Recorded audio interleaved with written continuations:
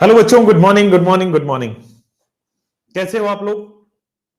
Welcome to the amazing class. तो कैसे, एक बार जल्दी से कमेंट में बता दीजिए आप लोग, सब लोग ठीक है? और कोई हाँ, this is the last lecture. Yes, this is the last lecture and इसके बाद आप लोग टाटा बाय बाय कह सकते हैं, क्योंकि मोस्ट प्रोबेबली या तो कल मैं अमाइंस लगाऊंगा या तो मैं रिकॉर्डेड दूंगा। वो जो भी होगा आज शाम तक पता चलेगा। तो इसलिए क्योंकि अमाइंस जो है वो वन एक ही बार में हो जाता है, बहुत ही रिपीटेटिव रिएक्शंस हैं जो हमने ऑलरेडी सब पढ़ रखा है ना। आज वाले में भी आप देखोगे बहुत रिपीटेटिव रिएक्शंस हैं, हमने सब पढ़ रखा है। बस हमें उसको करते रहना आगे की तरफ।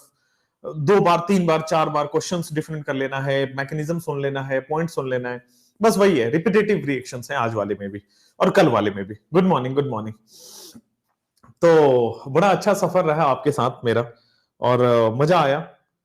लास्ट ईयर मैं अपने लाइफ के बहुत टफेस्ट फेज में था। ऑलमोस्ट इस कगार पे था कि सब कुछ खत्म हो जाएगा। और वहां से मैंने आपके साथ वो जर्नी स्टार्ट की है। बहुत मजेदार जर्नी रही है, बहुत हार्ड वर्किंग जर्नी रही है। मैंने बहुत कुछ सीखा, लिटरली बहुत सीखा, बहुत ट्रांसफॉर्मेशन आई मेरे अंदर। मैं वैसा नहीं था एक साल पहले जब जो आज मैं अपने आप को देख पाता हूँ। और काफी प्रोग्रेस हुआ। और हमेशा एक बोलते हैं ना कि हार्ड वर्किंग इंसान की एक खासियत होती है, या हर एक सीखने वाले इंसान की खासियत होती है कि उसे कभी भी हर चीज कंप्लीट नहीं लगता। तो आज भी मैं यहाँ बैठा हूं तो मैं अपनी जर्नी को देख रहा हूं तो लगता है कि यार ऐसा कर दिया होता तो बढ़िया होता है ना। थोड़ा और ऐसा क्वेश्चन करा दिया होता, थोड़ा और आपके साथ क्लास को एक्सटेंड कर दिया होता, या संडेज को और क्लास लगा लिया होता। तो ये हमेशा रहता है, ये ग्रीडीनेस हमेशा रहेगी। क्योंकि आप जितना भी कर लोगे, अगर ये सब करने के बाद फिर लगेगा कि थोड़ा और रह गया, थोड़ा और रह गया। ये आई थिंक एक सीखने वाले इंसान की वो रहती है, जर्नी रहती है आपके साथ। ठीक है, तो मजा आया आपके साथ, बहुत मजा आया, बहुत सिखाया आपने। Literally from nothing to everything वाली केस है मेरे साथ। इस लास्ट ईयर अगर मैं देखूं, इस साल अगर देखूं, तो फ्रॉम नथिंग टू एवरीथिंग। और आपको पता होगा मेरा स्टडी भारत, मतलब जो मेरा खुद का प्लेटफॉर्म था, मैंने बनाया था, वो किन्हीं कारणों की वजह से, है ना, वो बंद करना पड़ा।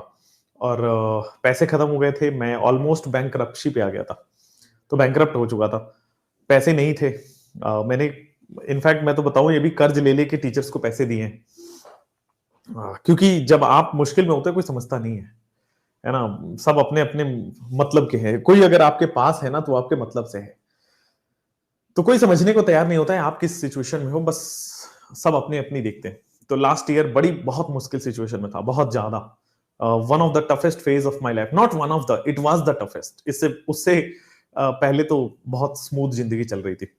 Last year I saw a sudden drop एक बार को, मतलब क्योंकि मैं कुछ समझा नहीं पा रहा था। अजीब अजीब से सिचुएशंस हुए। बच्चों को लगता है कि मैं, बच्चों को लगा कि सर ने बीच में छोड़ दिया, टीचर्स को लगा कि सर ने क्या कर दिया, बट मैं ही जानता हूं मेरे साथ क्या हुआ। और वो कभी मैं बोल नहीं पाऊंगा, बोल के एक्सप्रेस भी नहीं कर पाऊंगा शायद। अगर मैं शब्दों में पिरो की किताब लिख पाऊं, या कोई एक छोटी सी 10-12 पेज की एक अपनी किताब लिखनी हो, तो उसमें मैं लिख के समझा पाऊंगा कि कैसे ना चाहते हुए भी बहुत बड़ी बड़ी गलतियां हुई। खैर, एक चीज मैंने सीखा कि लाइफ में कितनी भी बुरी परिस्थिति आ जाए, God has a plan for you, है ना। लाइफ में कितनी भी बड़ी सिचुएशन है, आप जिस भी पॉजिटिव एनर्जी में मानते हो, जिस भी गॉड में मानते हो, he has she has a plan for you. क्योंकि हमारे इंडिया में तो गॉडेस भी हैं। तो बेटा, ही और she has a plan for you, God has a plan for you, very simple. बस लाइफ में निराश मत होना। क्योंकि हमें लगता है कि अगर मैं, जैसे मैं अपने बारे में बताऊं, अगर मैं अच्छा टीचर नहीं बन पाया तो ऐसा नहीं है कि वो एंड हो गया। नहीं, इस साल मैंने बहुत अच्छा टीम में काम किया। ठीक है, और उससे पहले मैंने इंडिविजुअल बहुत अच्छा, अकेले बहुत अच्छा काम किया है।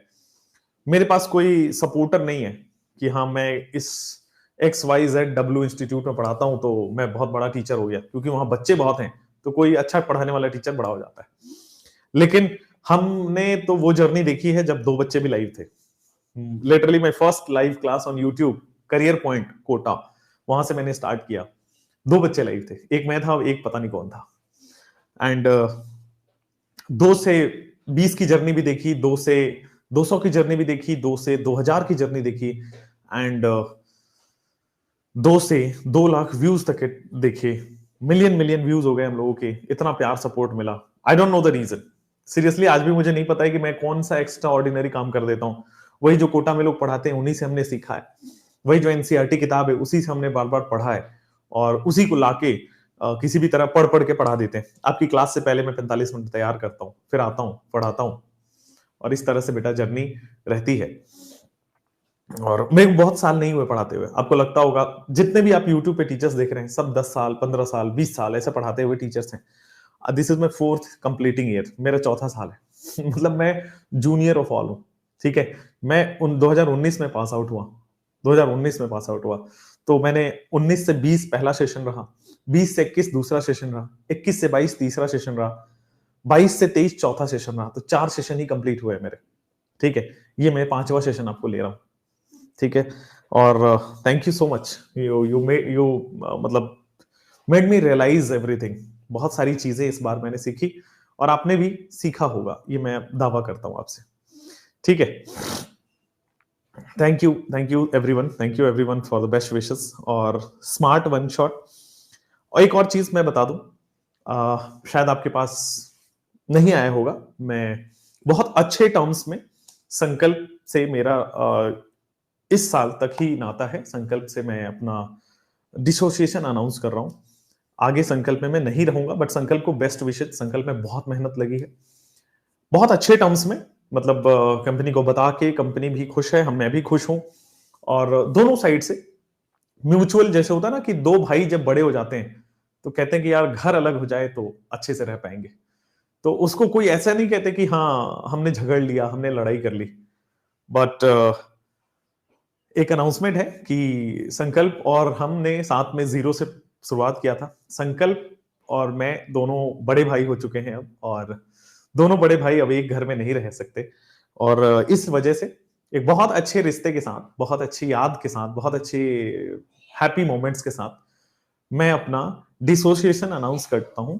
और शायद मैं करियर ब्रेक लूं, मैं जो अभी सोच पा रहा हूं कि शायद मैं अपना करियर ब्रेक लूं, मतलब मैं थोड़े दिन इन सब मोह माया से दूर हूं, और फिर मैं 2-3 महीने, 1 महीने, 1.5 महीने, 10 दिन, 7 दिन, 5 दिन मैं अपने दुनिया में जाना चाहता हूं। और मैं भटक चुका हूं, शायद ऐसा मुझे फील होता है लाइफ में कि पता नहीं क्या हो रहा है, ठीक है। और इस वजह से मैंने ये आपको बता दिया है। संकल्प से मेरा डिसोसिएशन मैंने पहली बार आपको अनाउंस कर दिया है। बस ये याद रखना कि दो बड़े भाई अब एक घर में नहीं रह सकते हैं, यही सीन है। बट दोनों भाई खुश रहेंगे। संकल्प को मैं देखना चाहता हूं इंडियाज बिगेस्ट बच्चों वाला प्लेटफॉर्म, और इंडिया का सबसे ज्यादा सर्विंग प्लेटफॉर्म, सबसे ज्यादा बच्चों को भला करे, सबसे ज्यादा नीट और जेई के डॉक्टर्स बने यहां से। और this is what I wanted to say, ठीक है बच्चों, ये रहा। और बहुत क्यों का कोई रीजन नहीं है, मतलब बच्चे पूछना चाह रहे हैं क्यों, नहीं कुछ रीजन नहीं है। मुझे अपने करियर को थोड़ा सा अभी स्लो करना है। मैं बहुत ज्यादा इंडल्ज हो गया हूं, ना फैमिली को टाइम दे पा रहा हूं, ना मेरी पर्सनल लाइफ बची है, और आई एम वेरी ब्रेन में बहुत अजीब अजीब से थॉट चल रहे होते हैं। तो वैसा है कि भाई अभी थोड़ा सा स्टॉप लेंगे, थोड़ा सा रुकेंगे जिंदगी में, थोड़ा सा स्लो डाउन होंगे, और फिर आगे की जर्नी को स्टार्ट करेंगे। मैं थोड़े दिन पहाड़ों में रह के, थोड़ा सा एकांत में रह के, थोड़ा मेडिटेट करके, I want to take out something from the inner thing कि एक्चुअल में क्या है। I want to find my own world. तो इस वजह से मैं अपने आप को संकल्प के साथ डिसोसिएट कर रहा हूं, और बेस्ट विशेस। और मैं ऐसा बिल्कुल भी नहीं कह रहा कि मैं संकल्प में दोबारा नहीं आऊंगा, या संकल्प मेरा नहीं है, ये मेरा ही परिवार है, और मैं हमेशा ये परिवार का हिस्सा ही रहूंगा। और ऐसा नहीं है कि मैं संकल्प को हमेशा से त्याग दिया, या रिजिग्नेशन हो गया, या समथिंग लाइक दैट, नथिंग। संकल्प अपना ही परिवार है, रहेगा। आज से ये लास्ट क्लास होगी, इसके बाद 2-3 रिकॉर्डेड वीडियोस आएंगी और आपका सिलेबस फिनिश है। इसलिए मैंने लाइव ही आपको बताना उचित समझा, झटका नहीं देना चाहता था। रूमर्स के अफवाहों को थोड़ा सा दबाना चाहता था, रूमर्स को थोड़ा सा दबाना चाहता था, खुल के आके सामने बात करना चाहता था। चूंकि मुझे अपने लाइफ में मेरा पर्सपेक्टिव नहीं मिल रहा है, मुझे अपने लाइफ को थोड़ा सा और एक्सप्लोर करना है, मुझे थोड़ा मेडिटेशन की तरफ मूव करना है, तो मैं एक करियर स्टॉप लूंगा। 1 डेढ़ 2 महीने 3 महीने में फाइंड आउट करूंगा कि मुझे एक्चुअल में क्या करना चाहिए। क्या मुझे संकल्प के साथ ही रहना चाहिए? After 2-3 months will figure it out. क्या मुझे अपना कुछ केमिस्ट्री क्लासेस ही चलाना चाहिए? That I will figure it out. क्या मुझे किसी और प्लेटफॉर्म के साथ जाना चाहिए? वो रेयरेस्ट ऑफ द रेयर है, वहां नहीं होगा अभी फिलहाल। तो thank you, this is the journey. हालांकि लाइफ बड़ी अनसर्टेन है, कल क्या हो जाए नहीं पता है, परसों क्या हो जाए नहीं पता है। तो मैंने यहाँ पे एक छोटी सी अनाउंसमेंट दी है, बट एक बात यहां से सिखाऊंगा बच्चों आपको, बहुत कुछ सिखाया ही है। टीचर का रोल ही वही होता है, रिस्पॉन्सिबिलिटी वही होती है कि मैं आपको हर चीज नई चीजें सिखाऊं। तो केमिस्ट्री तो सिखाते ही रहते हैं, पिछले 7-8 महीने से सिखा रहे हैं। और एक चीज और सिखाऊंगा कि लाइफ में घबराना मत। आप एक एग्जाम की तैयारी कर रहे हो, सब लोगों का ये होता है कि मैं डॉक्टर बन जाऊं। बनो या ना बनो, आप एक बहुत मेहनती इंसान बन चुके हो। आपको इस बात का पता लग गया है कि हार्डवर्क करने से दुनिया की हर सक्सेस को पाया जा सकता है, किसी भी फील्ड में। जरूरी नहीं कि डॉक्टर बन के ही आप खुश हो पाए या जिंदगी आपकी बेहतर हो पाए। कुछ लोग डॉक्टर नहीं बन के आईएएस बनते बाद में, क्योंकि उनको वो मंत्र पता लग गया, वो की टू द सक्सेस पता लग गया है कि hard work is the key to success. ठीक है? तो जो ये लाइफ वो होती है ना कि मैं सिलेक्शन दूंगा, ये दूंगा, वो दूंगा, उससे बेटर है बच्चे मैं ये आपको ये सिखा दूं कि hard work is the key to success. Hard work है तो सब सॉर्टेड है। ठीक है बच्चों, thank you so much, good luck लिख रहे हैं लोग। आप लोगों का प्यार मोहब्बत इतना रहा है ना कि मैं एक बहुत toughest phase of the life से निकल पाया। ठीक है? मेरे लिए लास्ट ईयर पढ़ाना इतना ही जरूरी था। पढ़ाना is like a drug for me. अगर मैं लास्ट ईयर नहीं पढ़ा रहा होता ना तो शायद आज नहीं जान रहे होते आप मुझे। ठीक है? और देखते हैं आगे जाके क्या डिसीजंस होते हैं। मैंने अपना पर्सनल डिसीजन आपको बताया है, और पर्सनल डिसीजन ही मैंने बाकी संकल्प के जितने भी स्टेक होल्डर्स हैं उनको भी बता दिया है। थैंक यू सो मच बच्चों यहां तक के लिए, और मिलते रहेंगे आगे। एक करियर ब्रेक के बाद में अपना स्टार्ट करूंगा, क्योंकि मुझे अभी आई एम इन डाइल्यूजन, मुझे क्या करना है मुझे खुद ही नहीं समझ आ रहा है।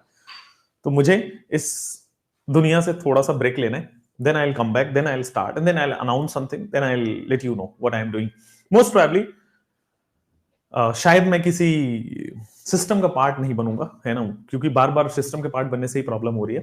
तो मैं खुद का ही कुछ आपको फिगर आउट करके बता दूंगा। ठीक है बच्चों, thank you so much, all the best बच्चों आपको भी। स्मार्ट वन शॉट का क्या होगा बच्चों, रियली सॉरी, ये हमारी कुछ दिक्कतों की वजह से आपको स्मार्ट वन शॉट सहना पड़ा, स्मार्ट वन शॉट की चीजें सहनी पड़ी। Really sorry for that. पर सुधांशु सर, मैं आपको बता नहीं सकता, मैं मेरे से बहुत बेहतरीन टीचर है, फैंटास्टिक टीचर है सुधांशु सर। जैसे अपने परिवार में एक वो भी है, सुभाष सर है। मतलब मैं पढ़ाता हूं लेकिन वो बहुत अच्छा पढ़ाते हैं दोनों ही। तो इसीलिए स्मार्ट वन शॉट को सुधांशु सर कंटिन्यू कर रहे हैं, इसीलिए जो संजीवनी के लेक्चर्स हैं उसको सुभाष सर कंटिन्यू कर रहे हैं। ठीक है? And both are the fantastic teacher, fantastic. मतलब मैं अपनी गारंटी उनको उनके लिए बता सकता हूं कि दे आर द फैंटास्टिक। वो जो भी कर रहे हैं, जो भी पढ़ा रहे हैं, एकदम टू द पॉइंट आपके लिए पढ़ा रहे हैं। ठीक है? तो please do support to all the teachers. ठीक है बच्चों, चलिए, थैंक यू, बाय। अभी बाय नहीं करेंगे, अभी चैप्टर को पढ़ेंगे, है ना। मैं ऐसे क्लोजिंग स्टेटमेंट में आ गया था, सॉरी। चलिए, हाँ, अब हो गया। ये इमोशनल स्पीच में तैयार करके आया था याद करके आया था, भूल ना जाऊं इसलिए पहले ही बोल दिया। चलिए, माहौल को लाइट करते हैं, लेट्स स्टडी। जब आप पढ़ते हो ना तो सब भूल जाते हो, तो एनर्जी वापस लाते हैं और पढ़ाई पे फोकस करते हैं। स्टार्ट करते हैं। आज का ये लास्ट लेक्चर है, इसलिए मैंने आपको सही उचित किया है, मुझे लगता है। चैट को प्राइवेट कर दिया जाए, हाँ, वरना बात ही होती रहेगी। सही बोल रहा हूं?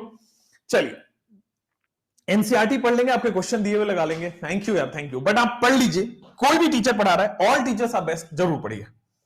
चलो बच्चा, आज हमें कार्बोक्सिलिक एसिड पढ़ना है। छोटा सा चैप्टर है कार्बोक्सिलिक एसिड।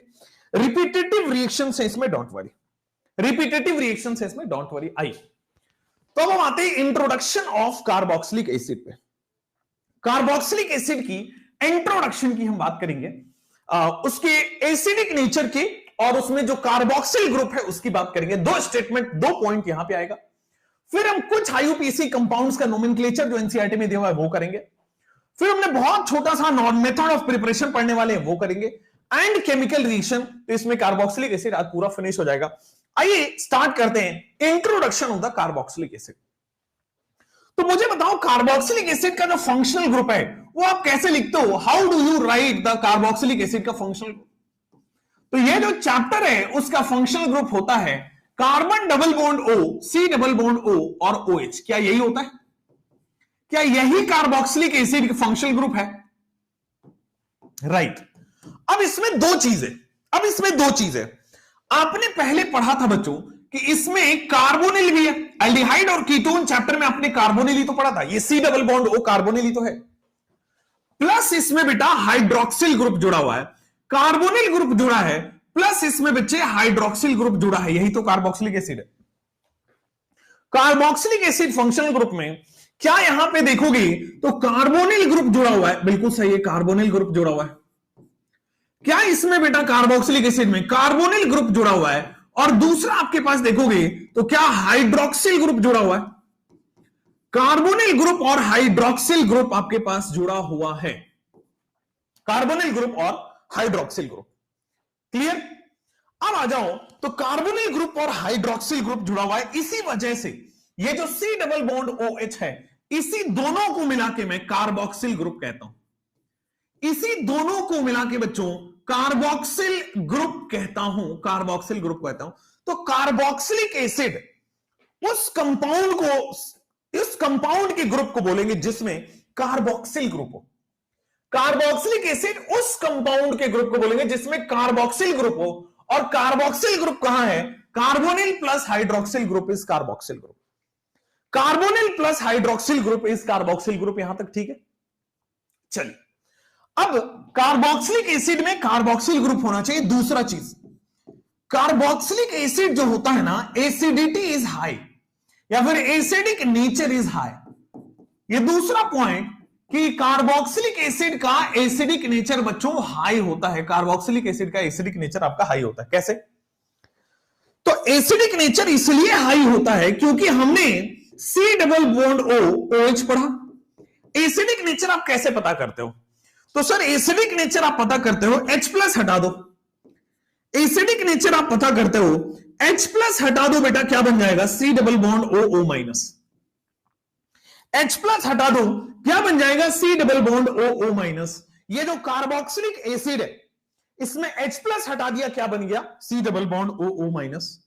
और ये क्या है बेटा आपके सामने? Equivalent resonating structure. ये क्या है आपके सामने? Equivalent resonating structure. तो C double bond O O minus में इक्विवेलेंट रेजोनेटिंग स्ट्रक्चर होने वाला है। बोलो क्लियर है? कोई प्रॉब्लम नहीं है? चूंकि इसमें इक्विवेलेंट रेजोनेटिंग स्ट्रक्चर है, देखो आप H प्लस हटाने के बाद इक्विवेलेंट रेजोनेटिंग स्ट्रक्चर आ रहा है। ये डिनोट कर रहा है कि हमारे पास स्टेबल अनाइन आ रहा है। ये डिनोट कर रहा है कि हमारे पास स्टेबल एनाइन आ रहा है। ध्यान दो, कार्बोक्सिलिक एसिड में से H प्लस हटा दिया, H प्लस हटाए तो यहां पे माइनस बनाए, और माइनस है तो इक्विवेलेंट रेजोनेटिंग स्ट्रक्चर है, और इक्विवेलेंट रेजोनेटिंग स्ट्रक्चर तो बच्चों क्या हो गया? स्टेबल अनाइन है। तो ऐसा कोई फंक्शनल ग्रुप जिसके स्टेबल अनाइन बन रहा है वो हाईली एसिडिक होता है। ऐसा कोई फंक्शनल ग्रुप जिसमें स्टेबल अनाइन आता है बेटा, उसमें उसका एसिडिक कैरेक्टर हाई होता है। एकदम ठीक है? समझ में आया? सर सारे इंस्टीट्यूट से टीचर लेफ्ट हो रहे हैं, ये बहुत बड़ा वो भी होता है, टाइम भी होता है बच्चों। आपका तो एक बहुत टफ टाइम है, एग्जाम आ रहा है। दूसरा, और ये जो लिख रहे हैं ना, रोना आ रहा है, ये आ रहा है, वो आ रहा है, ये सब मत लिखिए, क्योंकि हम भी उसी तरह के इमोशनल हो गए। और मैं तो कैमरे पे कभी रोता हुआ आपको बिल्कुल नजर नहीं आऊंगा, बिल्कुल टेंशन मत लीजिए, क्योंकि I don't want to make my children weak, ऐसा तो हम नहीं चाहेंगे। और दूसरा बच्चों, आपको ये रोना धोना क्या लगा रखे हो कि सर रोना आ रहा है, ये हो रहा है, हर टीचर छोड़ रहा है। अब बताओ, मैं जून में छोड़ता तो कितनी बड़ी मुश्किल होती। आपने किसी बैच के लिए पे कर दिया है, मेरे से उम्मीदें बांध ली 1 साल के लिए, फिर कितना बड़ा दिक्कत होता। तो इससे बेटर है ना सिलेबस कंप्लीट कराओ। सिलेबस कंप्लीट करने के बाद बच्चों को बोल दो कि बच्चों 2-3 दिन 4 दिन आप थोड़ा और रिकॉर्डेड वीडियोस देख लियो, उसके बाद आप अपना पढ़ाई पे फोकस करो। राइट? चलिए आते हैं, बात नहीं करेंगे प्लीज यार, मुझे लगता है मैंने गलती तो नहीं कर दी। अब मैं याद करके आया था, मैं इतना स्पीच नहीं दे पाता हूं, मैं याद करके आया था, मैं भूल जाता, इसलिए मैंने बता दिया। चलो आ जाओ यहाँ पे, IUPAC नेम और कॉमन नेम थोड़ा मस्ती में पढ़ें, क्योंकि लास्ट लाइव क्लास है यार, थोड़ा मस्ती में पढ़ाने दो ना यार। ठीक है, प्लीज कमेंट को वो रखिए, स्टॉप रखिए। लास्ट लाइव क्लास है, अमेजिंग वे में पढ़ाने दीजिए, जैसा मैं पढ़ाता हूं, मस्त होके पढ़ाता हूं, मुझे अगले 2 घंटे पता भी नहीं लगना चाहिए कि एक लास्ट क्लास है। ठीक है बच्चों, चलो लिखने स्टार्ट कर दिए बच्चों। अब मुझे बताओ, टाटा डोकोमो की कसम खा के, टाटा डोकोमो की कसम खा के बता दो बच्चों, इसका कॉमन नेम क्या है और इसका आईयूपीएसी नेम क्या है, जल्दी से बता दो। The common name and the IUPAC name of these compounds, ये दोनों, the common name and IUPAC name of these compounds is, common name क्या होने वाला है, एक कार्बन, या एक कार्बन का कितना है, तो सर ये एक कार्बन का मिथ होता है, myth, carbon carbon single bond है, ओइक मिथेनोइक एसिड हो जाएगा, कार्बन कार्बन सिंगल बॉन्ड है बेटा, मिथेनोइक एसिड हो जाएगा। क्या ये 2 कार्बन है और 2 कार्बन का आपके सामने बच्चों क्या होने वाला है, this is ethanoic acid. 2 carbon का आपके साथ क्या होने वाला है, इथेनोइक एसिड। 3 कार्बन है, 3 कार्बन का आपके सामने क्या होने वाला है बेटा, आपके सामने propanoic acid, methanoic acid, ethanoic acid और प्रोपेनोइक एसिड। 4 कार्बन, 1 2 3 4, तो बेटा आपके सामने ब्यूटेनोइक एसिड। आप इसको 1 ओइक एसिड भी लिख सकते हो, बट ब्यूटेनोइक एसिड लिख दिया। अब यहां पे आओ, इसका what will be the common name. क्या एक कार्बन को हम फॉर्म बोलते हैं, क्या एक कार्बन को फॉर्म बोले तो फॉर्मिक एसिड बोल दोगे, 2 कार्बन को एसिड बोलते हैं तो क्या ये एसिटिक एसिड हो जाएगा,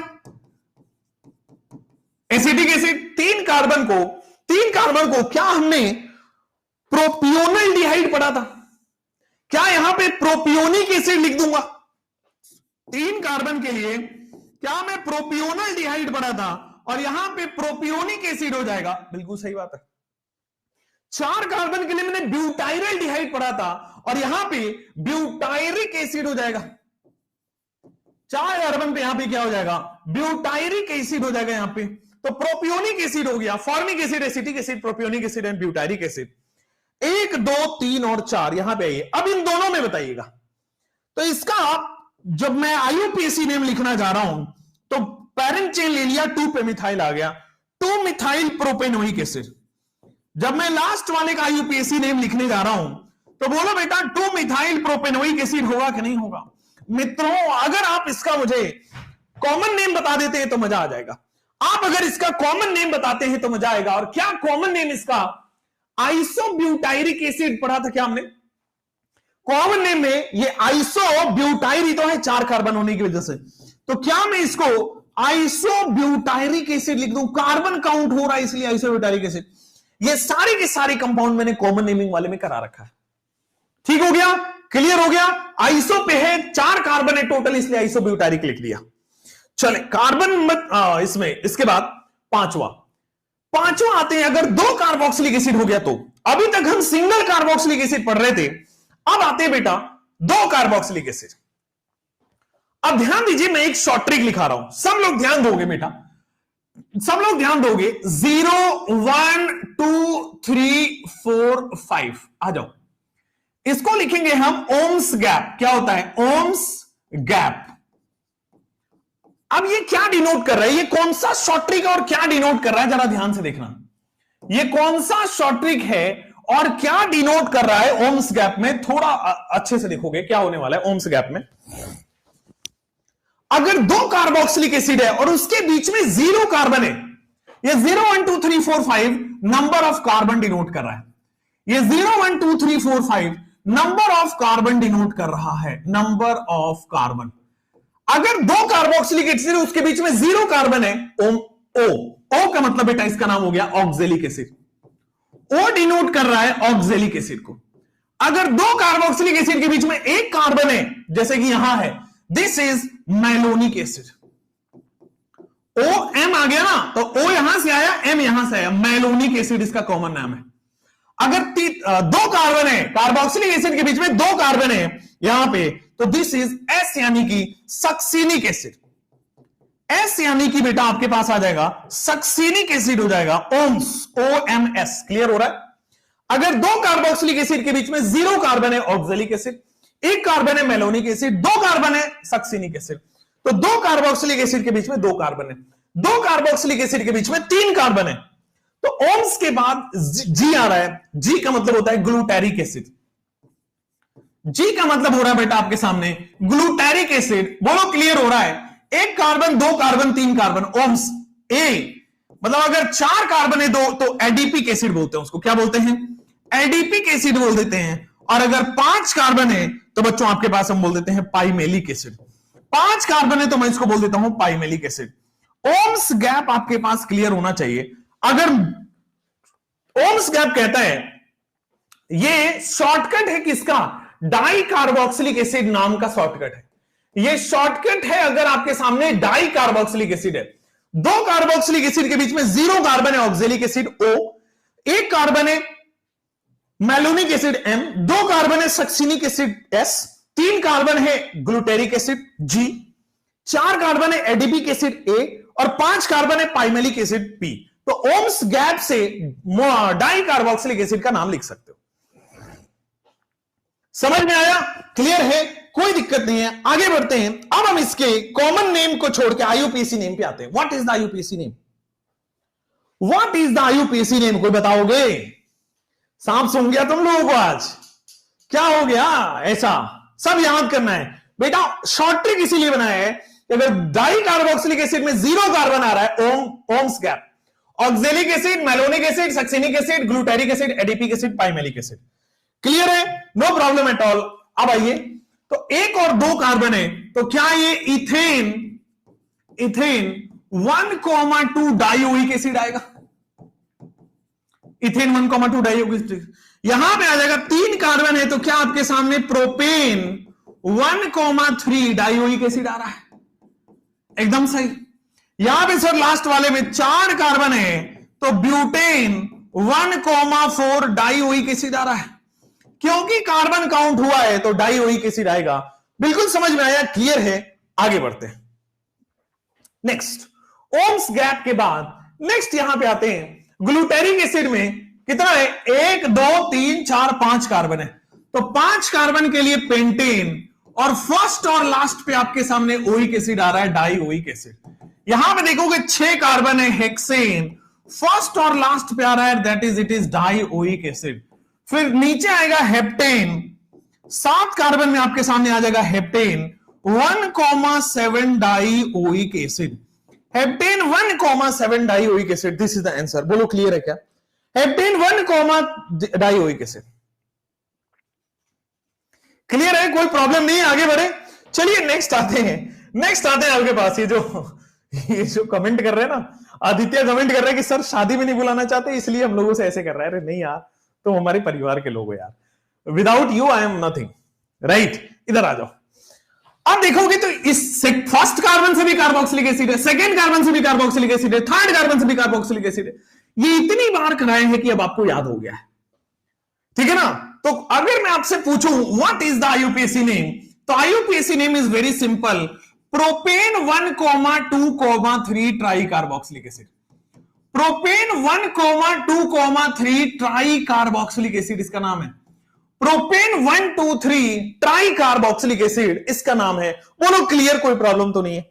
चलो अब कॉमन नेम की बात कर लेते हैं। प्रोपेन 1,2,3 ट्राई कार्बोक्सिलिक एसिड, इसका कॉमन नेम क्या होगा?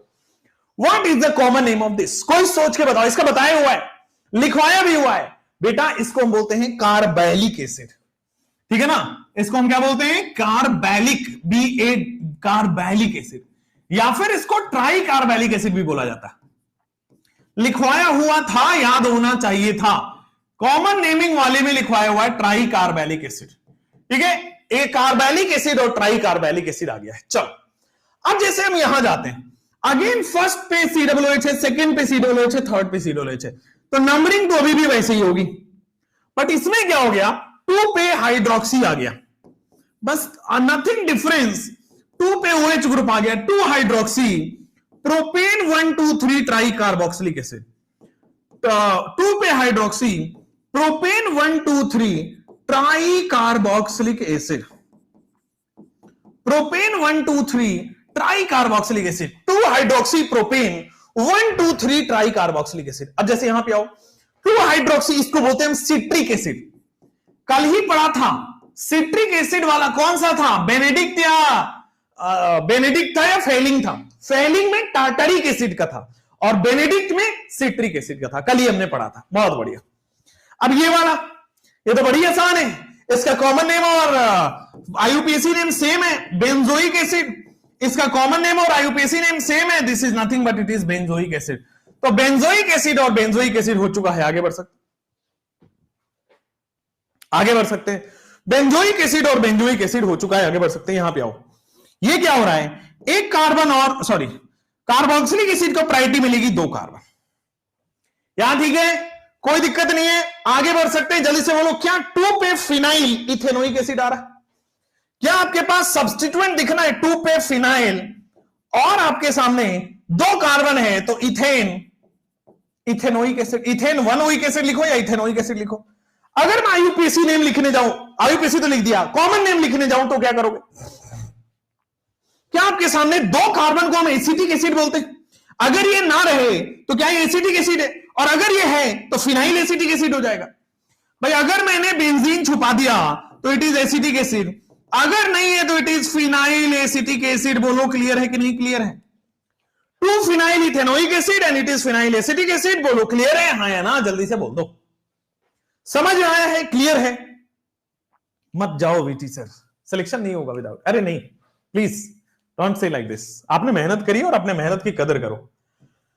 अब आ जाओ बेटा, मेथड ऑफ प्रिपरेशन पे जाते हैं। Next will be the method of preparation. अब आते हैं बच्चों, मेथड ऑफ प्रिपरेशन क्या होने वाला है, कैसे कैसे होने वाला है, आइए देखते हैं मेथड ऑफ प्रिपरेशन में। सबसे पहले आते हैं मेथड ऑफ प्रिपरेशन, हमने ऑलरेडी पढ़ा हुआ है, दोबारा रिपीट कर रहे हैं। मुझे बताओ, कार्बोक्सिलिक एसिड एल्कीन से बनाना चाहते हैं, सोच के बताना, कार्बोक्सिलिक एसिड में एल्कीन से बनाना चाहता हूं, कैसे बनेगा? और दूसरा, कार्बोक्सिलिक एसिड में एल्काइन से बनाना चाहता हूं, कैसे बनेगा? पहला, एल्कीन से भी बनाना है और दोनों का सेम है, दोनों का सेम है, बस ये तरीका मैंने एल्डिहाइड में भी बताया था, इसलिए दोबारा आपसे पूछ रहा हूं। हाँ नाइस, एल्कीन का मतलब ध्यान देना, एल्कीन का मतलब ध्यान देना, एल्कीन, ओके, एल्कीन का मतलब ध्यान देना और एल्काइन का मतलब ध्यान देना। आ जाओ, एल्कीन में क्या होगा आपके सामने? Oxidative ozonolysis.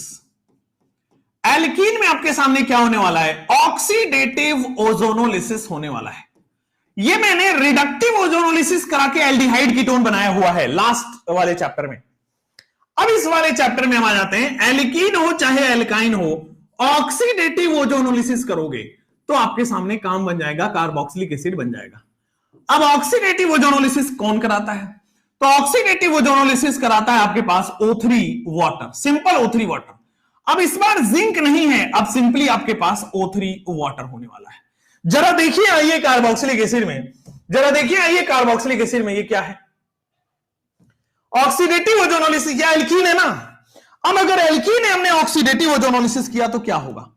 बेटे होता क्या है, ओजोनोलिसिस डबल बॉन्ड का ब्रेकअप कराता है, एक ऑक्सीजन इधर और एक ऑक्सीजन इधर देता है। तो सर लेफ्ट हैंड साइड में जो ऑक्सीजन दिया है वो RC डबल बॉन्ड OH है क्या? राइट हैंड साइड में जो ऑक्सीजन दिया है वो R' डबल बॉन्ड OH है क्या? लेफ्ट हैंड साइड में RC डबल बॉन्ड OH है और यहां पे R' डबल बॉन्ड OH है। ऑक्सीडेटिव ओजोनोलिसिस की जहां तक बात करने वाले हो, ऑक्सीडेटिव ओजोनोलिसिस का मतलब ये फर्दर ऑक्सीडाइज होगा, मतलब ये फर्दर ऑक्सीडाइज होगा। ऑक्सीडेटिव में तो फर्दर ऑक्सीडाइज हो जाता है, एल्डिहाइड जो है एसिड बना लेता है, और राइट हैंड साइड वाला भी एल्डिहाइड है, आपके सामने एसिड बना लेता है। राइट हैंड साइड वाला भी एल्डिहाइड है और आपके सामने एसिड बना लेगा। RCOOH प्लस R'COOH, बोलो क्लियर? लेफ्ट हैंड साइड से एल्डिहाइड बना एसिड बना लिया, राइट हैंड साइड से एल्डिहाइड बना एसिड बना लिया। बोलो एब्सोल्युटली क्लियर होना चाहिए, कोई प्रॉब्लम नहीं है। समझ में आया? जहीर प्लीज, जहीर मत लिखो ऐसे, पढ़ा नहीं पाऊंगा मैं, प्लीज।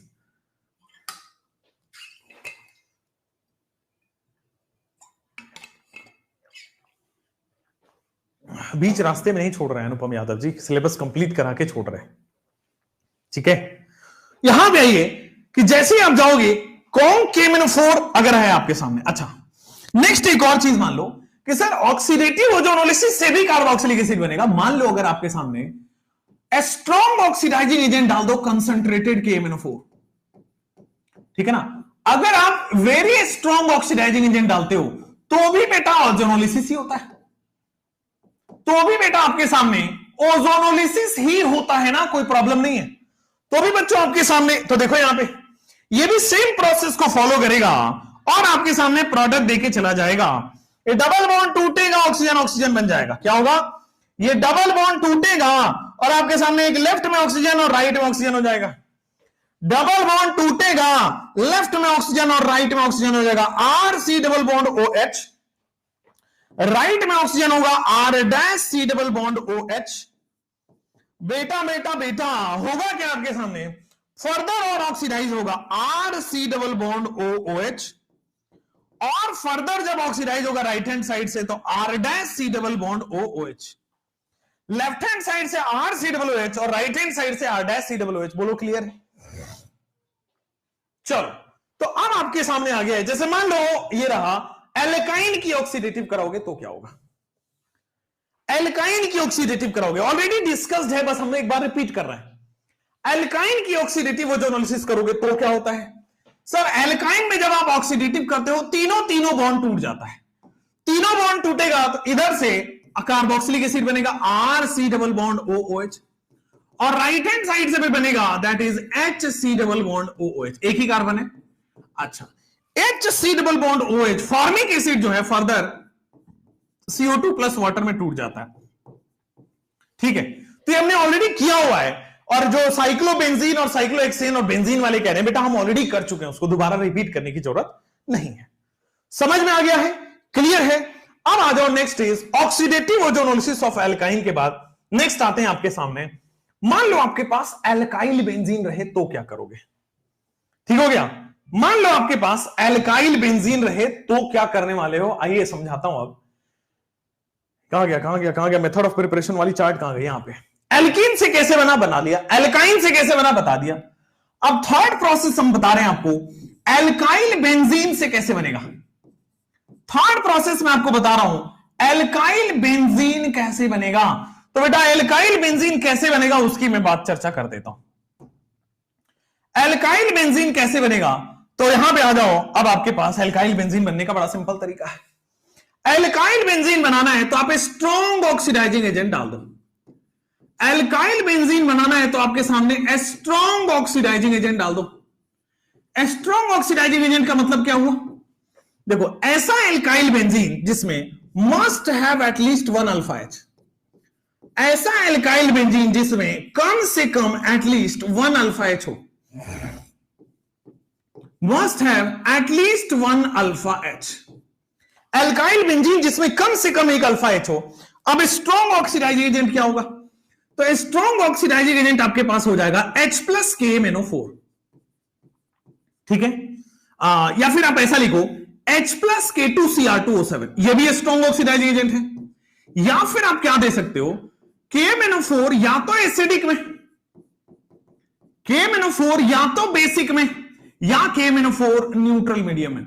KMnO4 या तो एसिडिक में, या तो बेसिक में, या तो न्यूट्रल में आपके पास काम हो जाएगा।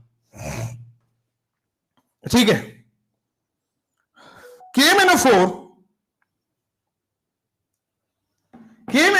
आपके सामने आ जाएगा H plus K2Cr2O7 strong oxidising agent, और KMnO4 ये हो गया आपके सामने।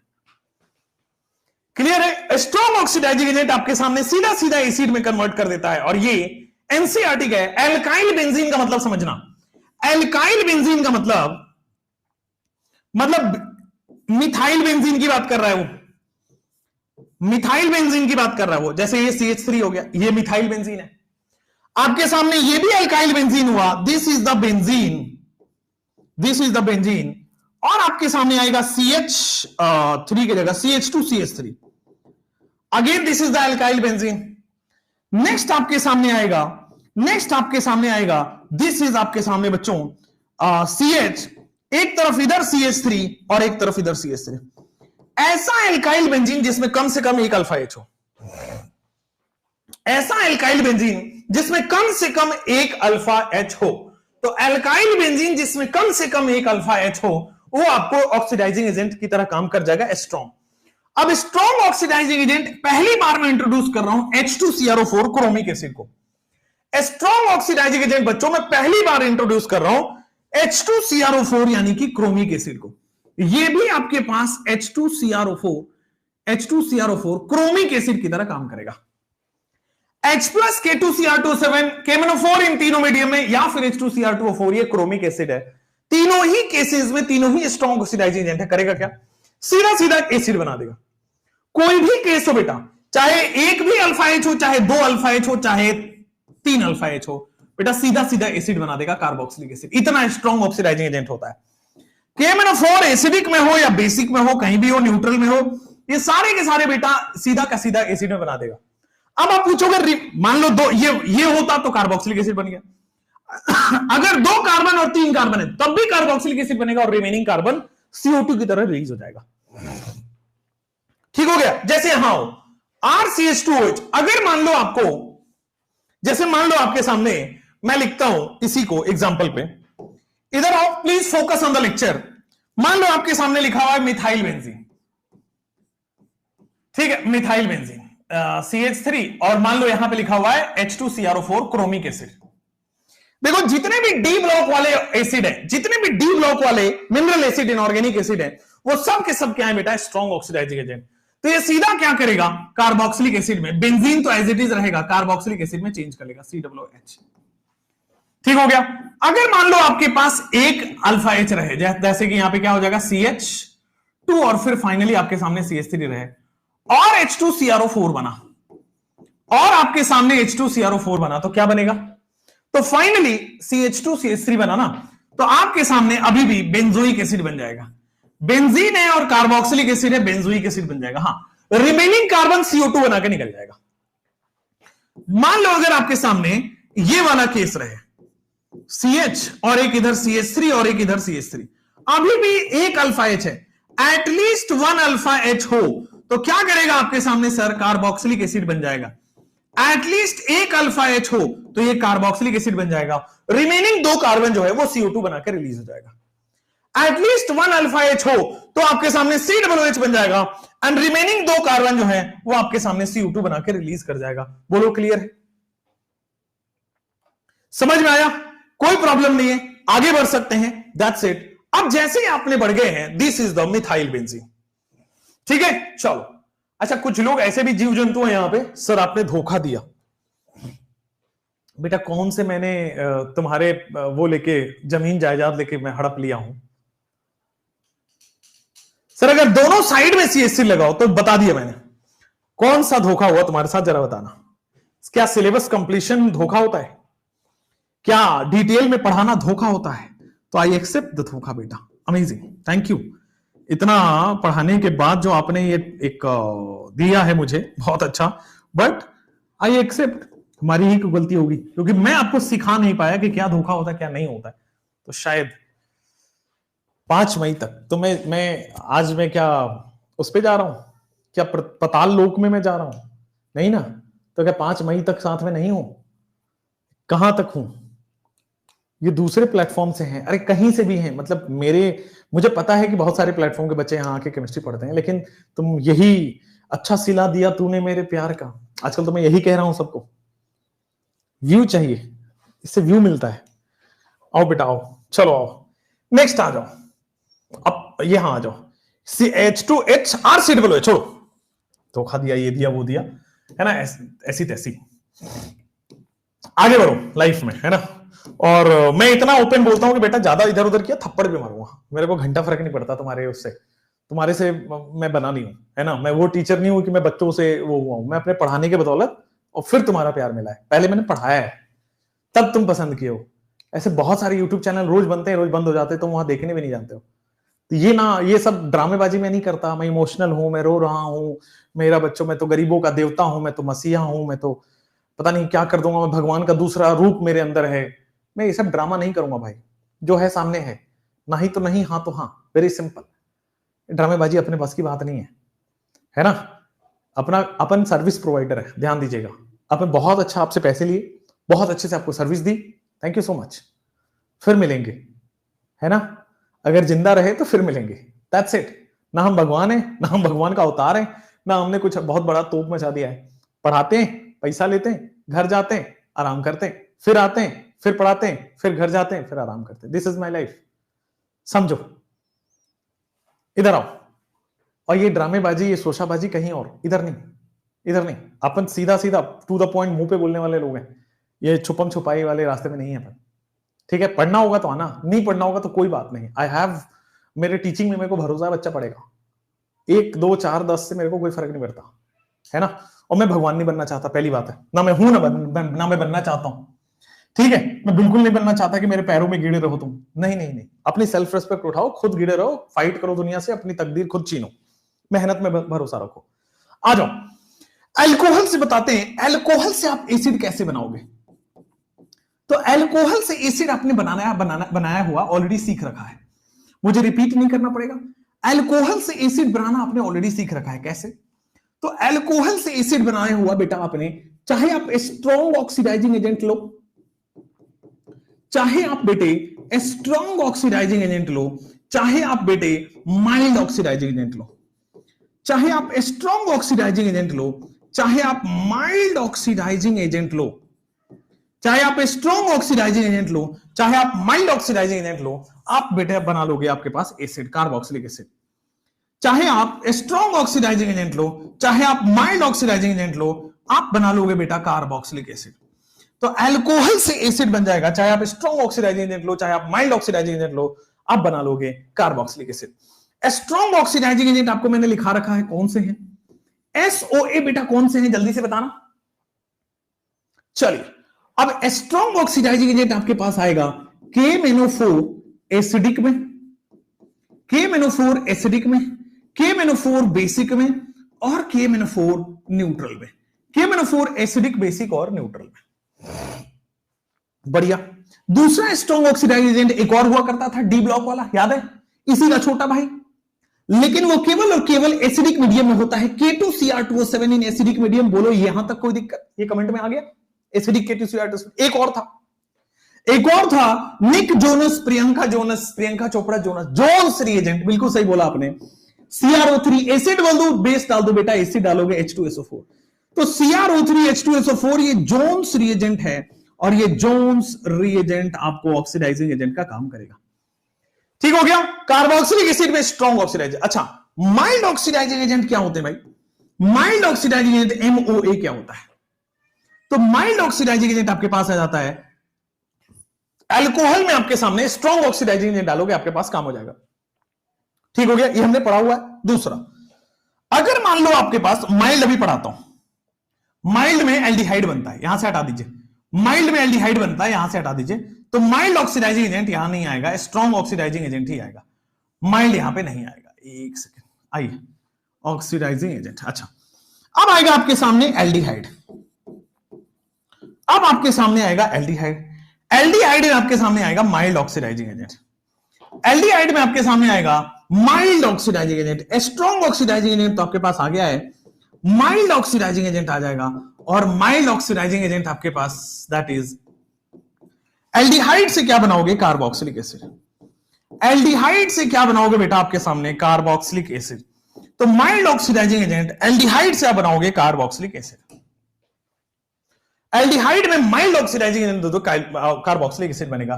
तो what are the mild oxidising agent, कल की लेक्चर में हुआ है माइल्ड ऑक्सीड, क्या Tollens reagent is a mild oxidising agent, बिल्कुल सही है।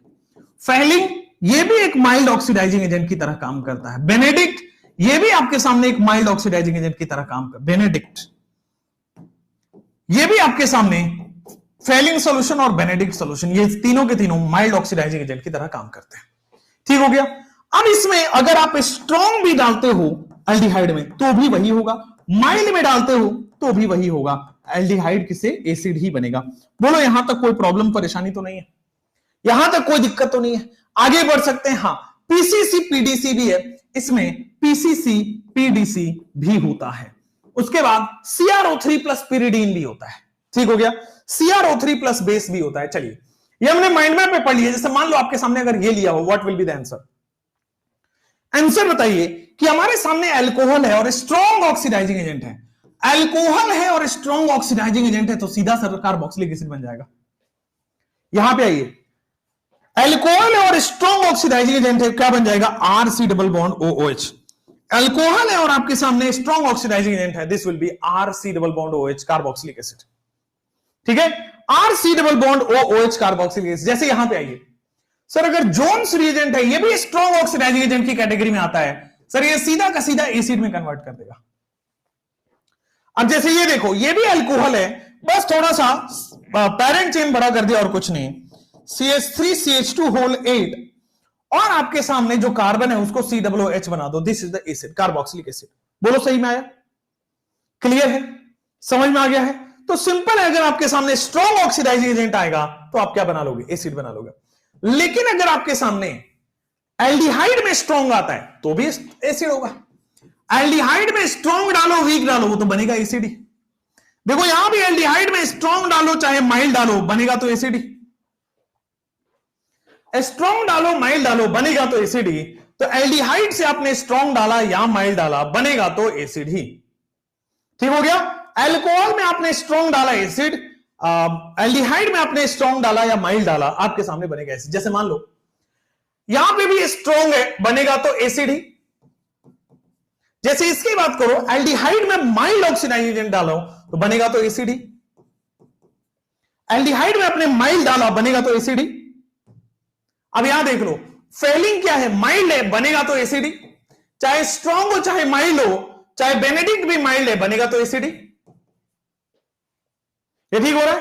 टॉलेंट डालो, फेलिंग डालो, बेनेडिक्ट डालो बनेगा तो एसिड ही। जैसे मान लो आपके सामने एल्डिहाइड पीसीसी पीडीसी डालो, पीसीसी या पीडीसी में से कोई भी डाल रहे हो, माइल्ड ऑक्सीडाइजिंग एजेंट है बनेगा तो एसिड ही। अब ये बताओ टॉलेंस रिएजेंट में क्या ये रिएक्शन करेगा? एरोमेटिक वाला, एरोमेटिक वाला क्या टॉलेंस से रिएजेंट करेगा? बेटा टॉलेन जो है वो एरोमेटिक एलिफेटिक दोनों को ही पॉजिटिव टेस्ट देता है और ये एसिड में कन्वर्ट हो जाएगा।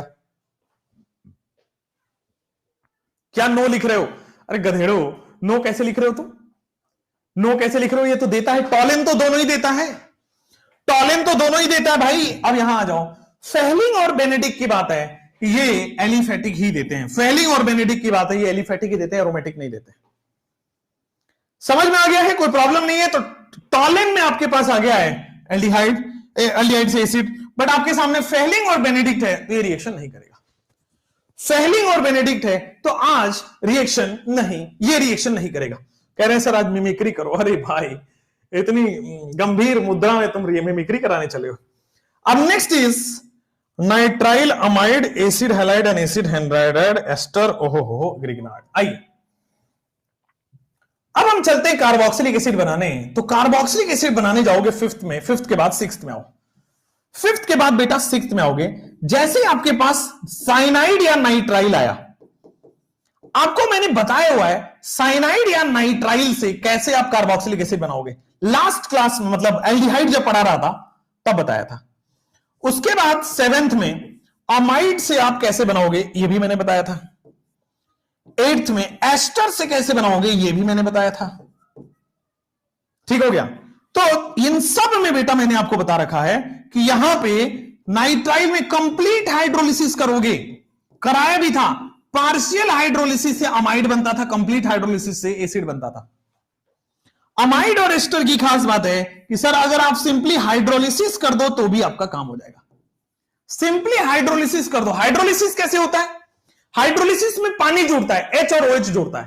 OH जो है वो लेस इलेक्ट्रोनेगेटिव कार्बन पे जुड़ेगा और H जो है वो मोर इलेक्ट्रोनेगेटिव एटम पे जुड़ेगा।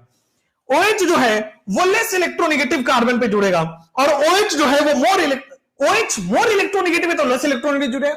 हाइड्रोजन लेस इलेक्ट्रोनेगेटिव है तो मोर इलेक्ट्रोनेगेटिव पे जुड़ेगा। जरा एक बार करके दिखा देता हूं तो आपको समझ आ जाएगा। जैसे ये देखो, आपके स्क्रीन पे ये क्या है? साइनाइड है। हमने क्या करना है सर? इसकी हाइड्रोलिसिस। ये साइनाइड है, हमने क्या करना है? इसकी पार्शियल हाइड्रोलिसिस, यानी कि पार्शियल हाइड्रोलिसिस है। ठीक हो गया? क्या होगा ध्यान से देखना सर। हाइड्रोलिसिस का मतलब H एंड OH, हाइड्रोलिसिस का मतलब H एंड OH का एडिशन। हाइड्रोलिसिस का सीधा मतलब है H एंड OH का एडिशन। ठीक हो गया? मोर इलेक्ट्रोनेगेटिव OH जो है वो लेस इलेक्ट्रोनेगेटिव कार्बन पे जाएगा। अच्छा कंप्लीट हाइड्रोलिसिस कर रहे हैं तो तीनों बॉन्ड टूटेगा। अच्छा पार्शियल हाइड्रोलिसिस कर रहे हैं पहले, ओके। पार्शियल हाइड्रोलिसिस का मतलब दो बॉन्ड ही टूटेगा, ओके।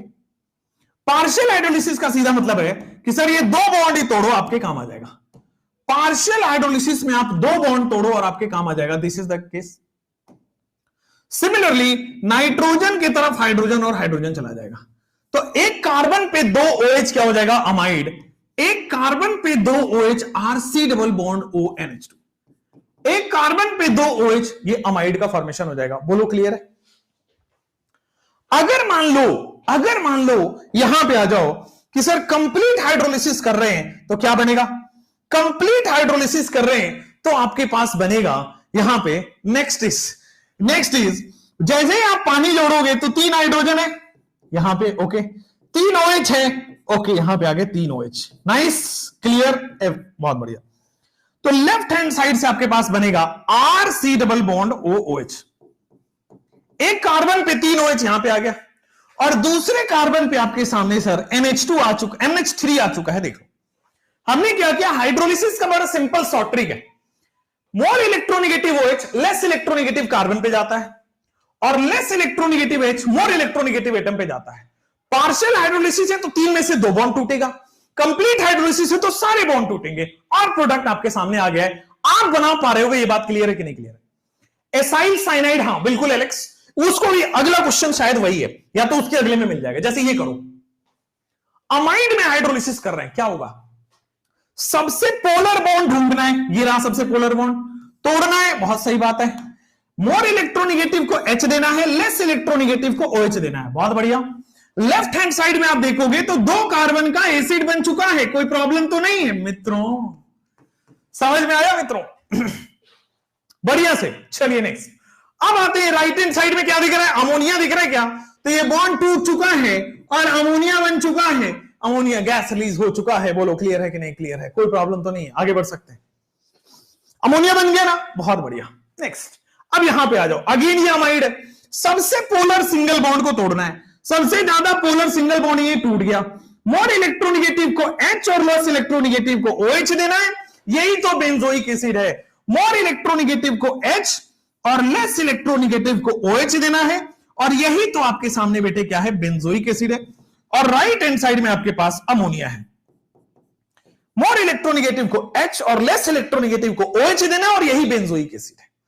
क्लियर हो गया? आगे बढ़ सकते हैं। Next is very simple, hydrolysis जो है ये ऑर्गेनिक का सबसे आसान है। करना क्या होता है, H एंड OH का एडिशन। OH जो है वो लेस इलेक्ट्रोनेगेटिव पे जुड़ता है, H जो है वो मोर इलेक्ट्रोनेगेटिव पे जुड़ता है, बॉन्ड टूटता है, प्रोडक्ट बनता है और हाइड्रोलिसिस। एक क्वेश्चन हर साल आएगा, किसी न किसी चेन रिएक्शन में यूज हो जाएगा। चलो नेक्स्ट आगे बढ़ जाओ। मान लो आपके सामने एसाइल हैलाइड है, अब कैसे करोगे? मान लो आपके सामने एसाइल हैलाइड है या जिसको हम बोलते हैं एसिड क्लोराइड या एसाइल हैलाइड, जिसको बोलो आप, क्या बनने वाला है यहां से, क्या बनने वाला है जरा सोच के बताओ। 10 सेकंड लो, 15 सेकंड लो और फिर बताओ। अब मित्रों नहीं बोले, अब क्या बोले, अब क्या बोले, राहुल गांधी की मिमिक्री करके पढ़ाए। तुम ऐसे जैसे तुम ऐसे वो लड़कियों जैसी एक्टिंग नहीं कर रहे हो। और सर आप जा रहे हो, अब हम आपसे बात नहीं करेंगे सर, ऐसे नहीं सर, है ना, आपने अब ऐसे कैसे कर दिया सर हमारे साथ, बताओ सर, है ना सर, अब आप नहीं आ रहे हो, बताओ सर, हम तो रूठ जाएंगे सर, हम ब्लॉक कर देंगे सर आपको। बेटा गर्लफ्रेंड थोड़ी हूं मैं तुम्हारी, मास्टर हूं मैं तुम्हारा, हद हो गया, हद हो गया। नेक्स्ट आ जाओ, एसिड, अगर आप एसाइल हैलाइड करोगे तो क्या यहां पे OH दिख रहा है, एसिडिक हाइड्रोलिसिस ये या ये लिखा जा सकता है, क्या यहां OH दिख रहा है, तो क्या न्यूक्लियोफिलिक सब्स्टिट्यूशन होगा या नहीं होगा? Will it happen? ऑब्वियसली। क्या यहां से, 1 सेकेंड, क्या यहां से, हाँ, अब आप देखो पीछे जाओ, RC डबल बॉन्ड OCl क्या बनेगा, Cl हटा के OH बनने वाला है, Cl हटा के बेटा OH बनने वाला है, this is the carboxylic acid.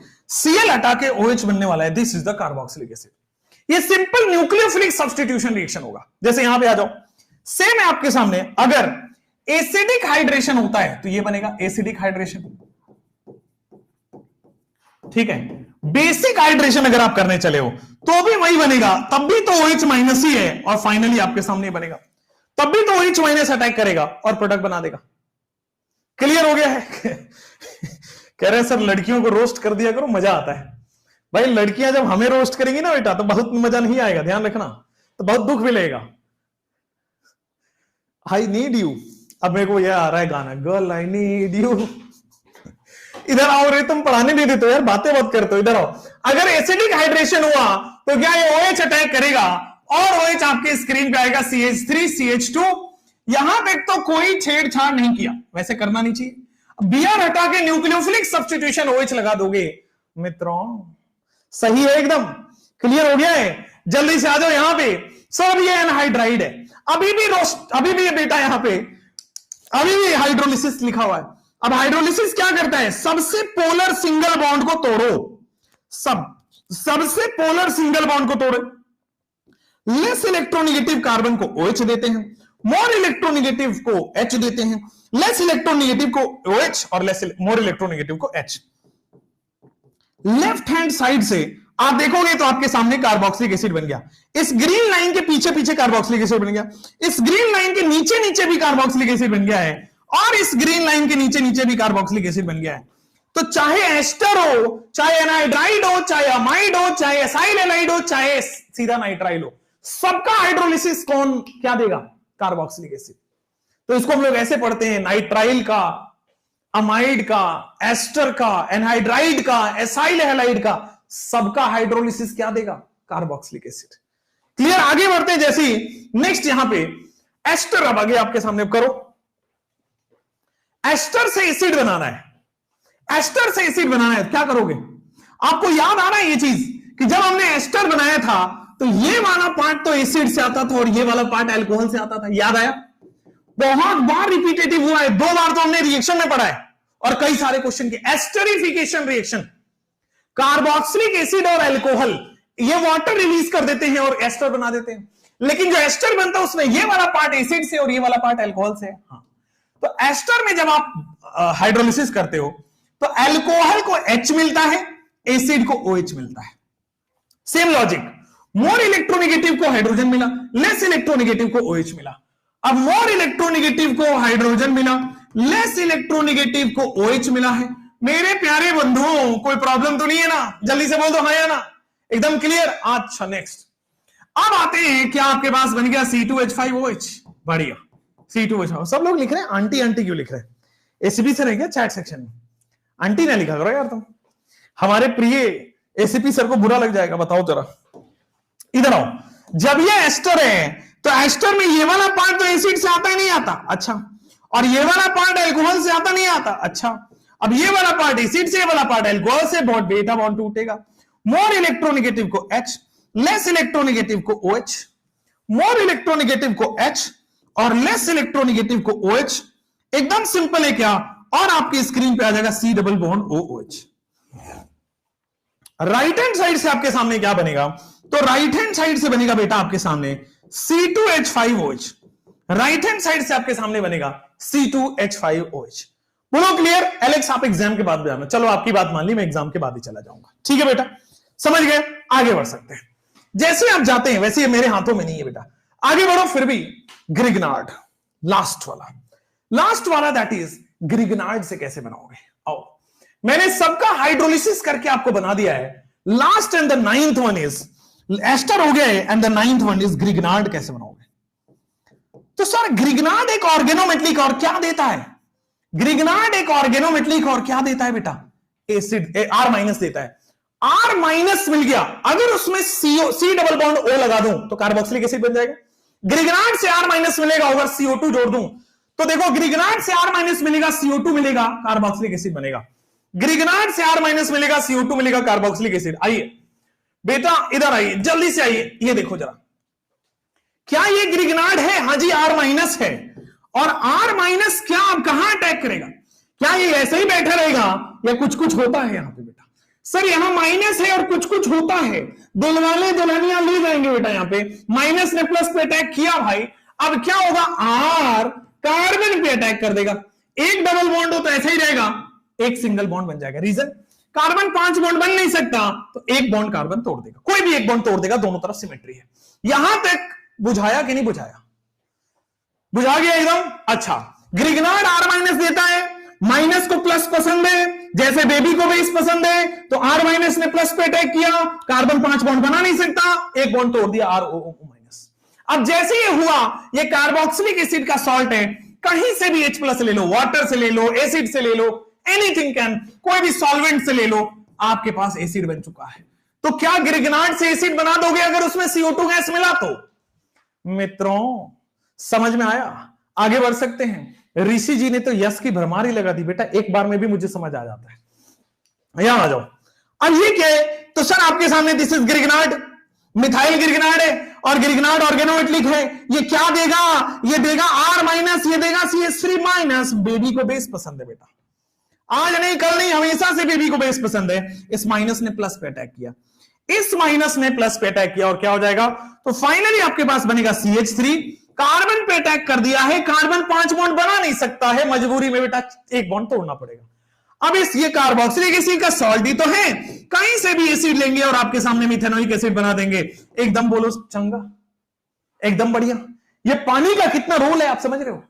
तो वो जो आजकल मीम चल रहा ना, एक मछली पानी में गई छपाक, बेटा वही है ये। एक कार्बोक्सिलिक एसिड पानी में गया छपाक, दूसरा कार्बोक्सिलिक एसिड पानी में गया फिर से छपाक। चलो आगे, छपाक हो गया है। ठीक है बेटा, कीबोर्ड पे बैठना नहीं होता है जी जी जी जी करके तुम स्पैम कर रहे हो। बेटा कीबोर्ड आगे रखते हैं, तुम कीबोर्ड पे बैठ गए हो तभी इतनी स्पैम हो रही है। उठो थोड़ा कीबोर्ड से, हद हो गई। अब आ जाओ फिजिकल प्रॉपर्टीज पे। ओहो, अब आ जाओ बेटे फिजिकल प्रॉपर्टीज पे। मेथड ऑफ प्रिपरेशन का एक बार चार्ट दिखा देता हूं ताकि आप दिमाग में अपना सारा माइंड मैप बना लो। दिमाग में माइंड मैप बना लो। कार्बोक्सिलिक एसिड इस एक पेज से बाहर कहीं नहीं है।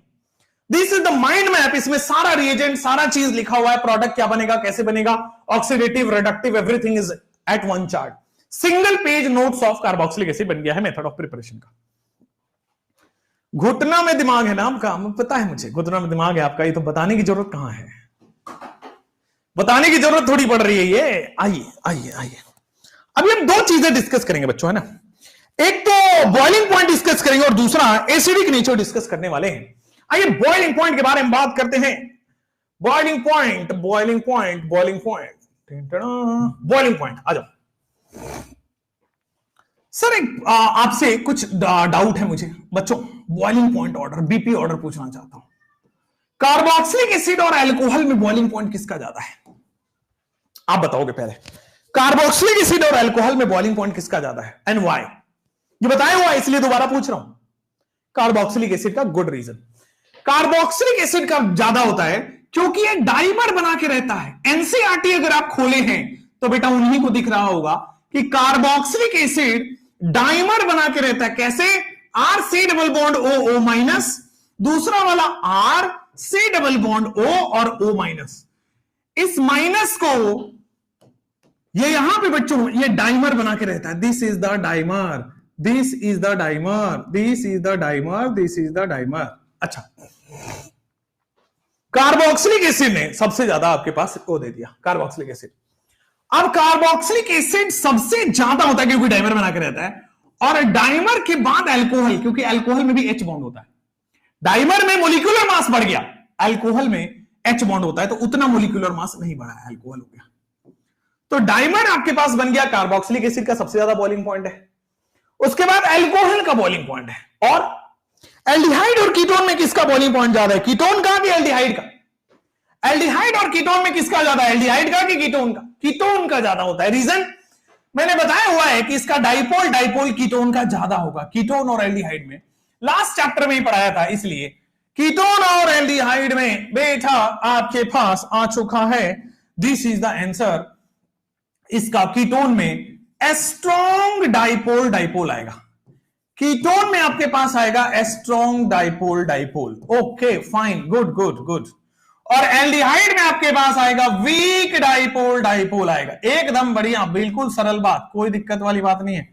Weak dipole dipole, strong dipole dipole, weak dipole. इसके नीचे भी मैंने एक चीज लिखवाया हुआ था।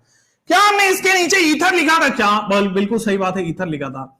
And hydrocarbon of the same carbon, and hydrocarbon of same carbon. बोलो बेटा, समझ में आया नहीं आया? हो गया, हाइड्रोकार्बन हमने लिख लिया था, ईथर और ठीक हो गया, समझ में आया। कार्बोक्सिलिक एसिड डाइमर बनाता है, मोलिकुलर मास बढ़ गया। अल्कोहल H बॉन्ड बनाता है तो बॉन्ड स्ट्रॉन्ग हो गया। ये दोनों स्ट्रॉन्ग डाइपोल, वीक डाइपोल, ये वीकेस्ट डाइपोल, और ये नॉन पोलर ही हो गया वहां, तो सबसे ज्यादा वीकेस्ट, वेरी वीकेस्ट। हाइड्रोकेटाइन नहीं, हाइड्रोकार्बन बेटा। अंकिता जी कैसी बातें कर रही हैं आप? हाइड्रोकेटाइन का होता है, हाइड्रोकार्बन होता है ना।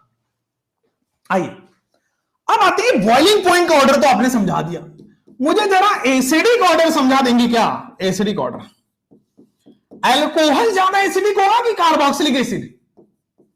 बेटा अल्कोहल ज्यादा एसिडिक होगा कि कार्बोक्सिलिक एसिड? अरे अरे अरे, अल्कोहल ज्यादा एसिडिक होगा कि कार्बोक्सिलिक एसिड? जल्दी से बताइए मेरी उम्र के नौजवानों, अल्कोहल ज्यादा एसिडिक होगा कार्बोक्सिलिक? वाई अल्कोहल ज्यादा एसिडिक होगा कार्बोक्सिलिक एसिड? चलो कार्बोक्सिलिक एसिड आप बोलो why, I want to know the reason why carboxylic acid is more. बेटा इसमें H+ हटाने के बाद इक्विवेलेंट रेजोनेटिंग स्ट्रक्चर होता है, इसमें H+ हटाने के बाद बच्चों इक्विवेलेंट रेजोनेटिंग स्ट्रक्चर बनाया जाता है। H+ हटाने के बाद बच्चों इक्विवेलेंट रेजोनेटिंग स्ट्रक्चर बनता है। उसके बाद हम बात करेंगे कार्बोक्सिलिक एसिड के बाद नॉर्मल इज अल्कोहल। क्यों कार्बोक्सिलिक एसिड के बाद नॉर्मल इज अल्कोहल? नहीं, अच्छा कार्बोक्सिलिक एसिड सबसे ज्यादा एसिडिक होगा, यह बात क्लियर है। इससे भी ज्यादा एसिडिक होता है मिनरल एसिड। अब कई लोग समझेंगे, कूद पड़ेंगे कि सर मिनरल एसिड क्या होता है? मिनरल एसिड का मतलब हो गया इनऑर्गेनिक एसिड, यानी कि H2SO4, HNO3, जो स्ट्रॉन्ग एसिड्स है मिनरल, वो ऑर्गेनिक एसिड से तो स्ट्रॉन्ग होते हैं, ऑर्गेनिक एसिड्स आर वीक, इससे ज्यादा स्ट्रॉन्ग होते हैं mineral acid inorganic acids. Clear हुआ? दिक्कत नहीं है। चलिए अब फिनॉल ज्यादा एसिडिक है या अल्कोहल? तो फिनॉल ज्यादा एसिडिक होगा, रीजन इसमें रेजोनेंस हो रहा है। फिनॉल में फिनॉक्साइड आयन बनता है, रेजोनेंस होता है, और फिनॉल के बाद बच्चों आपके पास आ जाएगा अल्कोहल। ठीक हो गया? मिनरल एसिड सबसे ज्यादा एसिडिक है, फिर कार्बोक्सिलिक एसिड में इक्विवेलेंट रेजोनेटिंग स्ट्रक्चर है, फिर फिनॉल है, और अल्कोहल तो सबसे नीचे आ गया। एकदम समझ में आ गया? चलो बाकी सब एसिडिक नहीं होगा, बाकी सब एसिडिक नेचर के नहीं होंगे, ये ठीक हो गया है। चलिए तो ये 4 का ऑर्डर हमने आपको लिखवा दिया है, बॉइलिंग पॉइंट का भी और एसिडिक ऑर्डर का भी, दोनों एनसीईआरटी में रिपीटेटिव है, आगे पीछे दिया हुआ है। समझ में आ गया? कोई प्रॉब्लम नहीं है, आगे बढ़ सकते हैं, कोई दिक्कत नहीं है ना? ऑर्गेनिक एसिड्स क्या हो गया? ऑर्गेनिक एसिड ने नाम डुबा, अरे यार हर चीज में मजाक, हर चीज में मजाक है, हर चीज में मजाक। आओ अब आ जाओ बेटा आपके सामने, मान लो एसिडिक ऑर्डर का क्वेश्चन आ रहा है, मान लो एसिडिक ऑर्डर का क्वेश्चन आ रहा है, which of the following is more acidic, which of the following is less acidic? No दिक्कत, कौन ज्यादा एसिडिक है, कौन कम एसिडिक है? हर चीज में मजाक, हर चीज में मजाक, ऐसे कैसे? 3, 2, 1, आइए 3, 2, 1। ऑब्वियसली ज्यादा इलेक्ट्रॉन विड्रॉइंग ग्रुप है, इलेक्ट्रॉन विड्रॉइंग ग्रुप ज्यादा एसिडिक कैरेक्टर ज्यादा होगा, इलेक्ट्रॉन विड्रॉइंग ग्रुप ज्यादा एसिडिक कैरेक्टर ज्यादा होगा। यहां पे देखो इलेक्ट्रॉन डोनेटिंग ग्रुप ज्यादा होगा, एसिडिक कैरेक्टर कम होगा। इलेक्ट्रॉन विड्रॉइंग ग्रुप ज्यादा एसिडिक कैरेक्टर ज्यादा है, इलेक्ट्रॉन डोनेटिंग ग्रुप ज्यादा एसिडिक कैरेक्टर कम होगा। तो this is the acidic character, this is the acidic character. Electron withdrawing group ज्यादा है यहां पे, और यहां पे इलेक्ट्रॉन डोनेटिंग ग्रुप ज्यादा है, तो this is the acidic character. समझ में आया? कोई प्रॉब्लम परेशानी नहीं है ना? आगे बढ़ सकते हैं। This is the acidic character. आगे बढ़ो, जैसे मान लो ये 2 सवाल है, अब क्या करोगे? इलेक्ट्रॉन विड्रॉइंग ग्रुप ज्यादा है तो एसिडिक कैरेक्टर ज्यादा होगा। अब देखो वहां पे प्लस आई है, डबल बॉन्ड है, माइनस आई है, सी ट्रिपल बॉन्ड है, सबसे ज्यादा माइनस आई है, तो जिसका माइनस आई ज्यादा है उसका एसिडिक कैरेक्टर ज्यादा होगा। यहां पे माइनस आई ज्यादा लग रहा है, डिस्टेंस डिपेंडेंट इफेक्ट है, देयरफॉर एसिडिक कैरेक्टर ज्यादा होगा। ये 4 एनसीईआरटी में दिए थे इसलिए हमने करा दिए। जैसे मान लो इसका एसिडिक कैरेक्टर बता पाओगे क्या? Very easy, very simple. इसका एसिडिक कैरेक्टर बता पाओगे? सर इलेक्ट्रॉन विड्रॉइंग ग्रुप लगा हुआ है, एसिडिक कैरेक्टर सबसे ज्यादा होगा, इलेक्ट्रॉन डोनेटिंग ग्रुप लगा हुआ है, एसिडिक कैरेक्टर कम होगा, और फिर बी में CBA आ जाएगा। This is the acidic character. बोलो CBA, this is the acidic character. कोई प्रॉब्लम नहीं है, बोल दो जल्दी से, आया ना? CBA एसिडिक कैरेक्टर, कोई प्रॉब्लम नहीं है, जल्दी से बोल दीजिए CBA। ठीक हो गया? चलिए अब आते हैं सर, हम अब आते हैं केमिकल रिएक्शंस पे। जैसे मेथड ऑफ प्रिपरेशन का हमने वो बना लिया चार्ट, उसी तरह हम लोग केमिकल रिएक्शन का चार्ट बनाते हैं। केमिकल रिएक्शन का चार्ट बनाएंगे, सबसे पहले बेटा क्या होगा? अब देखो मान लो हम बात कर रहे हैं कार्बोक्सिलिक एसिड की, मान लो हम बात कर रहे हैं बच्चों आपके साथ कार्बोक्सिलिक एसिड की, RC डबल बॉन्ड OOH। ये अब हम सबसे पहले क्या बात कर रहे हैं? वैसे रिएक्शन जिसमें ये वाला बॉन्ड ब्रेक हो, है ना? Reaction involving cleavage of OH bond. भाई सबसे पहला केमिकल रिएक्शन क्या होगा? Reaction involving cleavage of OH bond. Reaction involving cleavage of OH bond. बेटा OH बॉन्ड के क्लीवेज को, reaction involving cleavage of OH bond, OH bond के cleavage को तोड़ के जो रिएक्शन होगा, OH बॉन्ड के क्लीवेज को जो तोड़ के रिएक्शन होगा वो हो जाएगा आपके सामने। सबसे पहले जैसे सबसे पहला ये हाइड्रोजन एसिडिक है क्या? हाँ, तो अगर एसिडिक है तो एक्टिव मेटल से रिएक्शन करेगा क्या? ये हमने फिनॉल में भी पढ़ा हुआ है बेटा, फिनॉल एक्टिव मेटल से। हाँ है ना, एसिडिक हाइड्रोजन है तो फिनॉल से एक्टिव मेटल से होगा। चलो नेक्स्ट, अब चूंकि एसिडिक है तो बेस से रिएक्शन करेगा, तो रिएक्शन विथ बेस। अगर वो एसिडिक हाइड्रोजन है तो एक्टिव मेटल से रिएक्शन करेगा, और अगर वो एसिडिक हाइड्रोजन है तो एक्टिव मेटल से रिएक्शन करेगा, रिएक्शन विथ बेस करेगा। और तीसरा आपके पास आ जाएगा रिएक्शन विथ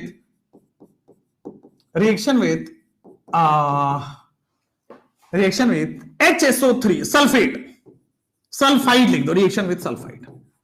ये तीन अभी आपको कराते हैं एक्टिव मेटल में, ये तीन आपको एक्टिव मेटल में कराते हैं। कोई दिक्कत? ओलियम नहीं, रुक जाओ, ओलियम नहीं, ठीक है, ओलियम नहीं।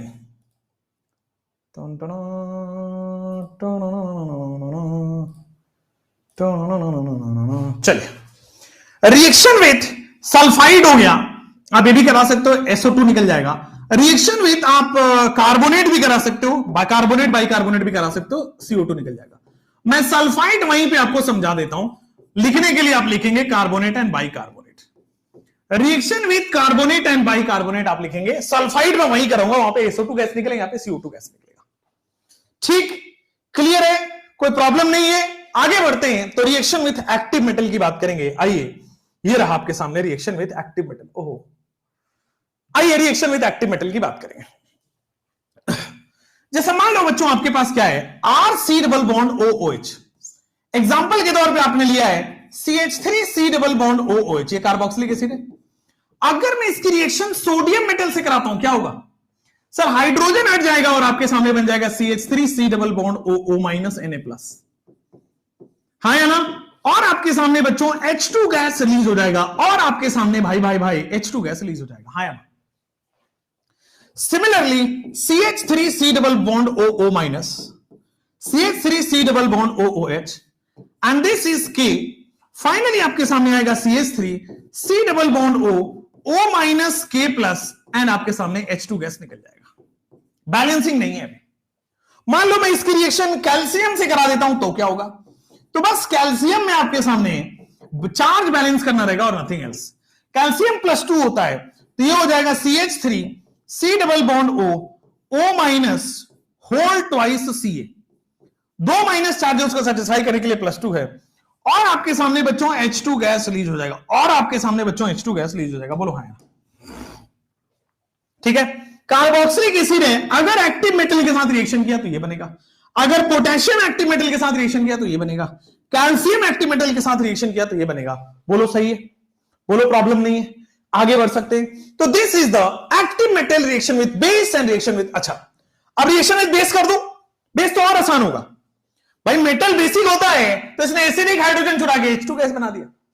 मान लो मैं इसी रिएक्शन को, अब फोकस यहां पे रखोगे, मान लो मैं अब ये वाला रिएक्शन लिख लेता हूं, ये एसिडिक है क्या? अब चूंकि एसिडिक है तो अगर NaOH से रिएक्शन किया तो क्या होगा?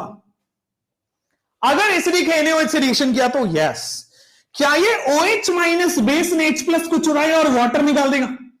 भाई OH माइनस यहां है, एसिडिक H+ है, तो क्या वाटर फॉर्म होगा? H2O रिलीज होगा। अब हीट होगा तो वेपर बन जाएगा, नहीं होगा तो पड़ा रहेगा, और आपके सामने ये सॉल्ट बन जाएगा कार्बोक्सिलिक एसिड का, CH3CH2C double bond O minus Na+। अगर आपने बेस से रिएक्शन किया है तो बस सिंपल साइड प्रोडक्ट चेंज होगा, दैट इज वाटर बनेगा। जैसे सेम कहानी अगर मैं मान लो CH3Ca डबल बॉन्ड OOH है, और अगर मैं NaOH की जगह KOH ले लो तो फिर से OH माइनस एसिडिक हाइड्रोजन चुराएगा, एसिड बेस रिएक्शन होगा, H+ जा चुका है और वाटर बन चुका है। Any doubt? एनी डाउट, किसी भी तरह से कोई प्रॉब्लम? तो this is the carboxylic acid, metal active metal है, बेस यहां पे बेस है, बोलो ठीक है कि नहीं? ठीक है। इसमें पीके का वैल्यू पूछता है, बिल्कुल सही बात है। पीके अगर आपसे पूछेगा, पीके मतलब एसिडिक नेचर पूछेगा, यस, तो बेटा पीके का मतलब होता है बेसिक कैरेक्टर, बट आपसे रिवर्स ऑफ पीके पूछेगा, यानी कि एसिडिक नेचर पूछेगा। ठीक ठीक ठीक ठीक ठीक। चलिए अब आ जाते हैं, मान लो आपकी रिएक्शन कार्बोनेट से करा दी तो क्या होगा? कार्बोनेट से करा दी तो क्या होगा? आइए कार्बोनेट से करा देते हैं। आइए बच्चों कार्बोनेट से करा देते हैं, अब एक एक करके। आइए कार्बोनेट से करा देते हैं। बेटा ये जो मनोवर भाई साहब है, जिनको मैंने अभी हाइड किया, आर सी, ये यस यस यस यस इतने क्यों लिख रहे हैं? क्या हो गया इनको? एक्साइटमेंट हो गया क्या? वाई से इतना प्यार हो गया क्या तुमको? गधे। अब यहां पे अगर मैं सोडियम कार्बोनेट की बात करता हूं, Na2CO3 सोडियम कार्बोनेट ले लो, या फिर आप ले सकते हो RC डबल बॉन्ड OOH, और उसकी रिएक्शन आप कर दो मान लो NaHCO3 से, उसकी रिएक्शन आप कर दो NaHCO3 से, क्या होगा? तो सर ये कार्बोनेट है, ओके। क्या ये बेस है? बिल्कुल सही बात है। तो क्या एसिडिक हाइड्रोजन गायब कर देगा? हाँ, एसिडिक हाइड्रोजन गायब कर देगा, RC double bond OO minus. उसको सेटिस्फाई करने के लिए बेटा Na प्लस बनेगा, बिल्कुल सही बात है। उसको सेटिस्फाई करने के लिए क्या बेटा? CO2 और वाटर रिलीज होगा, बिल्कुल सही बात है, CO2 और वाटर रिलीज होगा।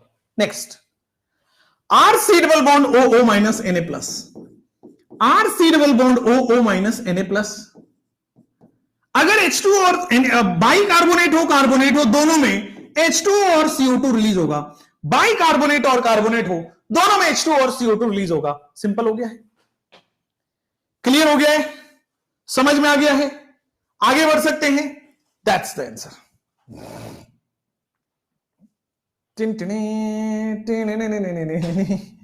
That's the answer. तो एक्टिव मेटल की रिएक्शन मैंने कराई, बेस की रिएक्शन मैंने कराई, वाटर निकलेगा। कार्बोनेट की रिएक्शन मैंने कराई, सल्फाइड लोगे तो CO2 की जगह SO2 रिलीज होगा, बस। सल्फाइड में CO2 की जगह SO2 रिलीज होगा, बस। हो गया क्लियर? चलिए नेक्स्ट आपके पास आते हैं बेटा esterification reaction. No not esterification हम पढ़ चुके हैं, एस्टरिफिकेशन हम पढ़ चुके हैं। एस्टरिफिकेशन में बस एक छोटा सा हिंट देंगे बेटा। आपके पास क्या होता था? कार्बोक्सिलिक एसिड लेते थे हम, कार्बोक्सिलिक एसिड, हाँ, और कार्बोक्सिलिक एसिड की रिएक्शन हम कराते थे मान लो अल्कोहल से। तो एस्टरिफिकेशन रिएक्शन क्या कहता है? एस्टरिफिकेशन रिएक्शन कहता है कि सर एसिड से ये वाला पार्ट आएगा और अल्कोहल से ये वाला पार्ट आएगा और आपके सामने एस्टर बन जाएगा। एसिड से आपके सामने ये वाला पार्ट आएगा, RC डबल बॉन्ड O, फिर आपके सामने अल्कोहल से ये वाला पार्ट आएगा और आपके पास एस्टर बन जाएगा। तो एसिड प्लस अल्कोहल एस्टर बनेगा। क्या बनेगा? एसिड प्लस अल्कोहल आपके सामने एस्टर बनने वाला है। Acid plus alcohol will form ester. हाँ यार एकदम क्लियर है, acid plus alcohol will form ester. ठीक, ये क्लियर होना चाहिए कि जो एसिड ये वाला पार्ट है वो एसिड से आता है, ये वाला पार्ट जो है अल्कोहल से आता है, और वाटर रिलीज हो जाएगा, H वहां से OH और यहां से H, वाटर रिलीज हो जाएगा। ये हम पढ़ चुके हैं, इसको दोबारा हम रिपीट नहीं करें, पढ़ चुके हैं। आई अब आते हैं बेटा आपके पास फाइनली कि अगर PCl5 की रिएक्शन होगी तो क्या होगी, जरा बताना।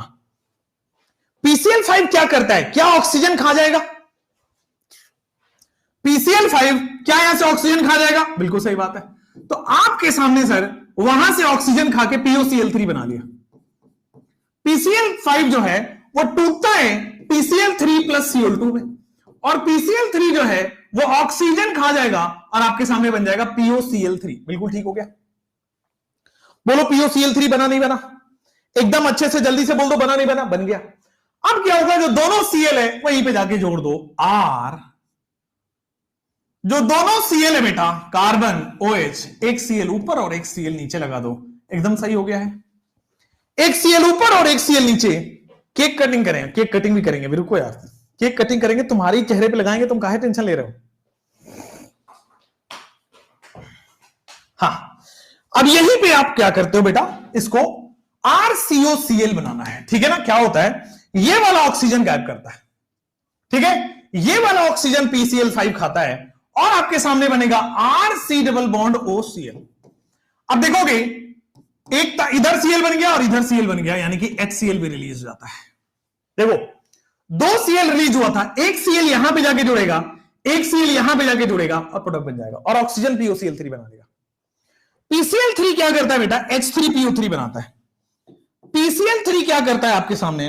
H3PO3 बनाता है plus RC double bond OCl बनेगा, प्लस आपके सामने बच्चों RC डबल बॉन्ड OCl बनेगा।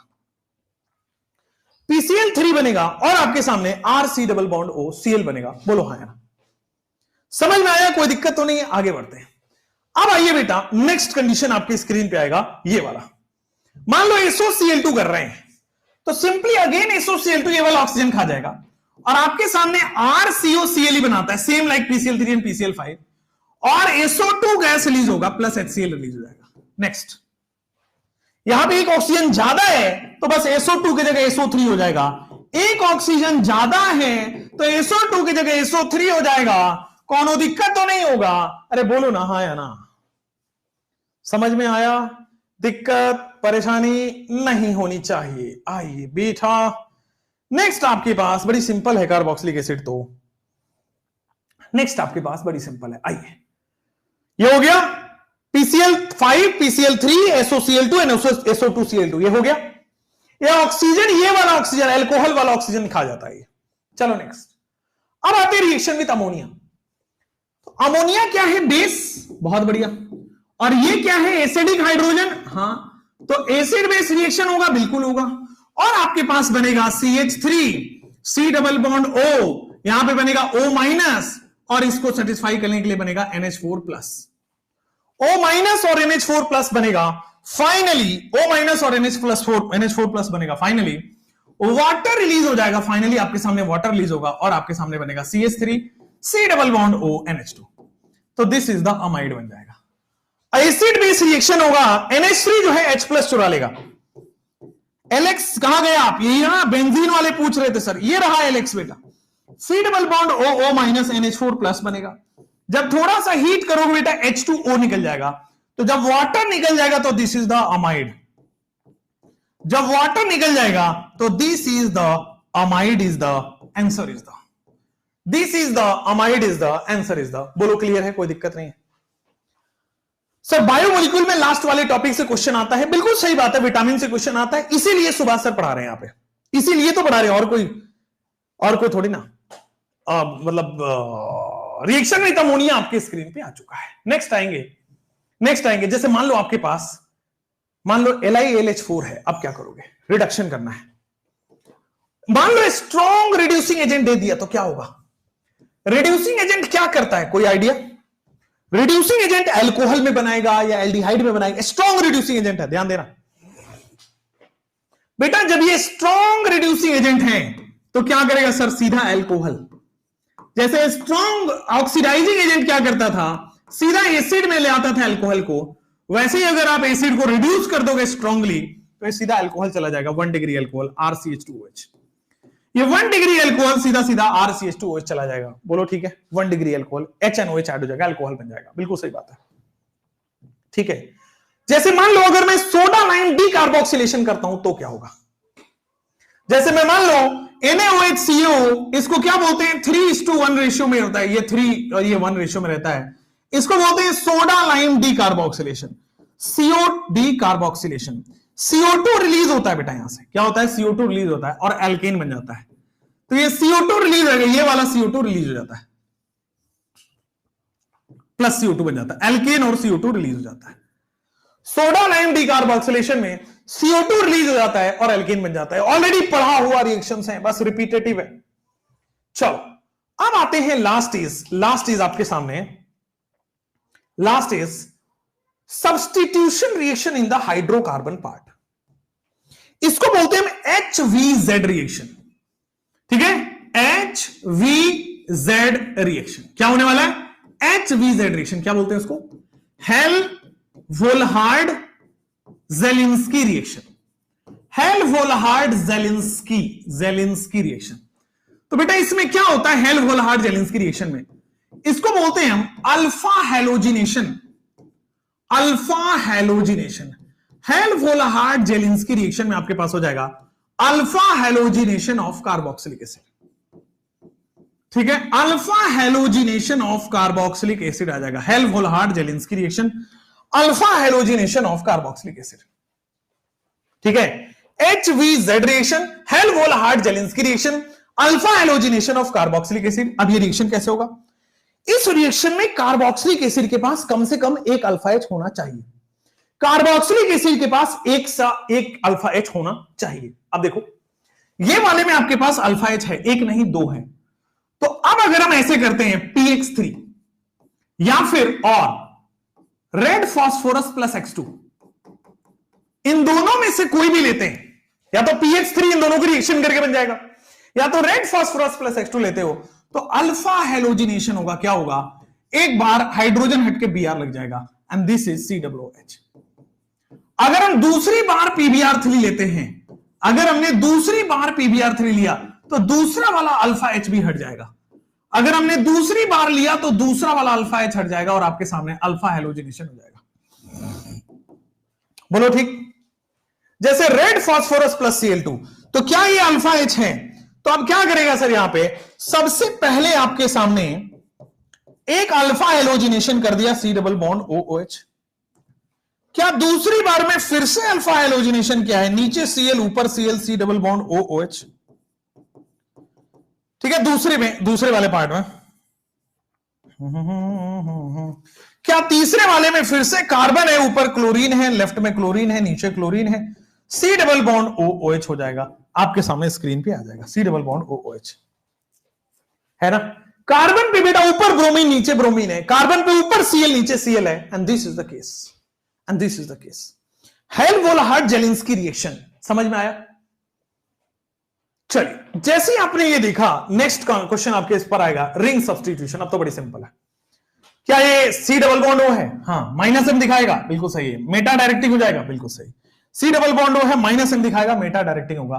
तो जब -M दिखाएगा, मेटा डायरेक्टिंग हो जाएगा, तो आपके स्क्रीन पे आ जाएगा C डबल बॉन्ड OH और NO2, मेटा डायरेक्टिंग। सिमिलरली ये देखो आपके सामने हेलोजिनेशन रिएक्शन है, मेटा डायरेक्टिंग हो जाएगा, C डबल बॉन्ड OH, ये याद है FeX4 माइनस और X प्लस बनता है, तो आपके सामने मेटा डायरेक्टिंग हेलोजन हो जाएगा, मेटा डायरेक्टिंग हेलोजन हो जाएगा। That's it, thank you so much, that's it, thank you so much. बड़ी छोटी सी चार्ट थी, एक बड़ी छोटी सी रिएक्शन थी जिसमें सारे रिपीटेटिव थे, हो चुका है। ठीक हो गया? क्लियर है? चैट ऑन कर दो। अच्छा, आपको चैट ओपन कराना है, चैट ओपन कराना है। कोई रोएगा नहीं, पहले मैं बता देता हूं, कोई रोएगा नहीं। मैं चैट एक बार ऐसे कर लेता हूं। अब बताओ, हीटिंग इफेक्ट हमने ऑलरेडी पढ़ा हुआ है बेटा, ऑलरेडी पढ़ा हुआ है। Salt hydrolysis recorded sir. वैसे इसके क्या है, बाद आप क्या करोगे? I will take a break, मैं थोड़ा सा ब्रेक लूंगा लाइफ में, है ना। मतलब बहुत झटके दे रही है लाइफ मेरे को, तो मैं सोच रहा हूं थोड़ा सा काम डाउन हो जाऊं। समझ नहीं आ रहा क्या करना चाहिए। अगर मैं एक एथिकल वे को चुनता हूं तो मुझे मेरा दूसरा एथिकल वे छूटता है, फिर मैं इस एथिक्स को पकड़ता हूं तो मेरा ये वाला एथिकल वे छूट रहा है। मैं पजल हो गया हूं लाइफ में, मतलब I don't know where to go. कभी कभी लाइफ में ऐसा सिचुएशन आ जाता है, तो मैंने सोचा कि आराम से ब्रेक लेता हूं। ठीक है, भगवान ने इतने खुशकिस्मती रही है कि मैंने मेरे इतने पास पैसे हैं कि मैं 1.5 साल 2 साल नहीं भी काम करूं तो आई कैन इजिली, क्योंकि मेरे शौक बहुत बड़े नहीं है, हाँ बड़े हैं पर बहुत बड़े नहीं है, तो I can easily sustain to 2-3 साल नहीं भी काम करूं तो। पर हाँ, ऐसा नहीं है कि मैं नहीं काम करूंगा, काम से ही खुशी मिलेगी। और अभी क्या हुआ है ना, बहुत सारा चीजें हो गई है खराब तो लाइफ में, तो मुझे समझ नहीं आ रहा है कि मैं कभी फैमिली को प्रायोरिटी दूं या दोस्तों को प्रायोरिटी दूं, पुराने दोस्तों को दूं, नए दोस्तों को दूं, कंपनी को दूं, पढ़ाई को दूं, पढ़ाने को दूं, यूट्यूब को दूं या पेट को दूं। मुझे ऐसा लग रहा है एक छोटे से बच्चे पे जुर्म हो रहा है, चारों तरफ से तीर बंधे हुए हैं और मैं मूव नहीं कर पा रहा हूं। तो थैंक यू सो मच बच्चों, आपके साथ एक जर्नी बहुत अच्छी रही, संकल्प के साथ भी ये जर्नी बड़ी अच्छी रही। देखते हैं 1-1.5-2 महीने बाद कि मुझे क्या करना है लाइफ में, और फिर मैं आगे मूव करूंगा। और अदरवाइज IAS की तैयारी करेंगे यार, मजा आता है, बहुत दिन हो गया पढ़े हुए, है ना। आई लाइक स्टडिंग, मतलब किताबें पढ़ना बड़ा अच्छा लगता है, तो मैं ज्यादा तो वही कर लूंगा यार, IAS की तैयारी कर लूंगा। ठीक है, बट अभी बहुत सारे थॉट्स हैं। अभी मैं पहले तो एकांतवास चाहिए मुझे। मतलब I need some time to think on my self, I need some time to think on what I have to do, what I want to do, what I have to do and what I want to do. जब तक एक page पे नहीं आएगा ना, तब तक life में अच्छा नहीं हो पाएगा। सो दैट्स ग्रेट, है ना। थैंक यू सो मच यार, थैंक यू सो मच। नाम याद है मुझे, वंशिका, अंजलि, अनी, हर के पास दृष्टि, अनुज, अरुण, है ना, शिवांशु, एलेक्स, ये सब लोगों के नाम, मतलब सारे लोगों के नाम याद है। राजू हैं, मतलब मैं कमेंट देखता हूँ, तानिया है, ठीक है बच्चों। और जहां तक बात है कि मैं 5 मई तक मैंने आपका सिलेबस भरपूर डिटेल में कंप्लीट कराया, बहुत अच्छे से कंप्लीट कराया। एंड अब आपसे समय आ गया है अलविदा कहने का, है ना। और 4 लेक्चर आपके, 4 लेक्चर्स रिकॉर्डेड आपके अपलोड हो जाएंगे, बट इस प्लेटफॉर्म पे लाइव अब मैं आपको नहीं देख पाऊंगा। मैं उम्मीद करता हूं कि मेरे ये लेक्चर्स आपको अगले साल या से 2 महीने बाद, या आज से 1 महीने बाद, या 10 दिन बाद आप देखिए उसकी कर लें। मैं आपको सच्चाई बता दूं तो बहुत सारे लोग हैं जो इस बार अच्छा कर जाएंगे, बहुत सारे लोग हैं जो नहीं कर पाएंगे, और ये नहीं कर पाने वालों का नंबर ज्यादा है। निराश मत होना। मैं जिंदगी में हर एक ऐसे मोड़ पे लाके मैं खड़ा हो जाता हूं कहीं आके, मतलब ऐसा मेरा कोई रोल नहीं होता है, ठीक है ना। बट मैं एक्सटर्नल फोर्सेस के द्वारा मैं एक जगह ऐसी खड़े हो जा रहा हूं। 2-3 सालों से मैं ऐसा बिलीव कर रहा हूं यार, अब मैं क्लूलेस हो गया कि मैं क्या करूं। आगे जाऊंगा तो खाइए, पीछे आऊंगा तो कुआं है। What I am doing, what I will do. तो खैर, ये सब बातें बताने की नहीं होती, ये सब बातें, कुछ चीजें तो अपने अंदर छुपा लेनी चाहिए, ठीक है। कुछ चीजें तो अपने अंदर रख लेनी चाहिए। मैं अपने बॉडी पे वर्क करूंगा, मतलब I will start the core gymming, जो मैं पहले करता था स्टार्टिंग 2020, 21, 22 में। Core gymming I will start it, I am missing it badly, ठीक है। मैं बहुत इंटेंस कोर जिम करता था, और जैसे मैं छोड़ा मैं फूल गया, ऐसे आलू की तरह फूल गया। वो मुझे नहीं चाहिए, I want to get back to that. उसके बाद आई विल गेट मैरिड, आपको बता दूं, I will get married, I have planned. And अपने पास लव वव का कोई सीन है नहीं, बन नहीं पा रहा, आप ऐसे कहोगे तो काफी फील्ड्स में मेरी बदकिस्मती है। आई will get married, I will have a good life, but I will, अब मैं इस हशल में नहीं भागना चाहता, उस भेड़ चाल में नहीं भागना चाहता, ठीक है। मैं दिन के एक ही लेक्चर लूं, लेकिन ऐसा लूं कि मजा आ जाए, ठीक है। वैसा टाइप कुछ करना चाहता हूं, और फोर्सफुली काम नहीं करना चाहता, वो मैं कर भी नहीं पाऊंगा। I am not that, I am sort of creative. मैंने जो अपने आप को समझा, I am sort of creative, and creativity takes time. I want to do something new, but new things take time, और वो नॉर्मल जिंदगी में पॉसिबल नहीं है। नॉर्मल जिंदगी में बस करते जाओ, दैट इज द वे। तो थोड़ा सा रुक के करते हैं। Be strong, thank you so much. बहुत मिस करूंगा मैं आप सब लोगों को भी, जो ये कमेंट आप लोग लिख रहे हैं। Thank you everyone, because of you are strong, thank you. और ऐसे ही चलेगा अब जिंदगी, ठीक है। बाकी संकल्प भारत था, है और रहेगा। मैंने एक वीडियो में बोला भी था कि संकल्प भारत, हम रहे या ना रहे, संकल्प भारत रहना चाहिए, क्योंकि बहुत मेहनत लगी है इसको, है ना, सींचने में, इस पेड़ को बड़ा करने में बहुत मेहनत लगी है, literally, you will not believe, बहुत मेहनत लगी है। एक्चुअली आपको लगता होगा कि जब हम सामने आके पढ़ाते हैं तभी मेहनत है, नहीं। मुझे याद है बहुत मेहनत लगी है, and I don't want to say it too loud. मैं कोई अपना कॉलर ऊंचा करके ये नहीं दिखाना चाहता कि नहीं मैं ही बड़ा आदमी हूं, no, I just did it. किसी का तो भला हुआ, कुछ तो भला हुआ, बस दैट्स इट। बाकी मैं हमेशा हर डिसीजन ऊपर वाले पे छोड़ देता हूं, and that's how I am doing, that's how I do. Love you everyone, love you, and bye bye, take care बच्चों, है ना। कुछ भी कहीं भी प्रॉब्लम हो, लाइफ में फंस जाओ, तो एक बार विशाल तिवारी को याद कर लेना। मैं हर मुमकिन प्रयास करूंगा कि मैं आपके काम आ पाऊं, ठीक है।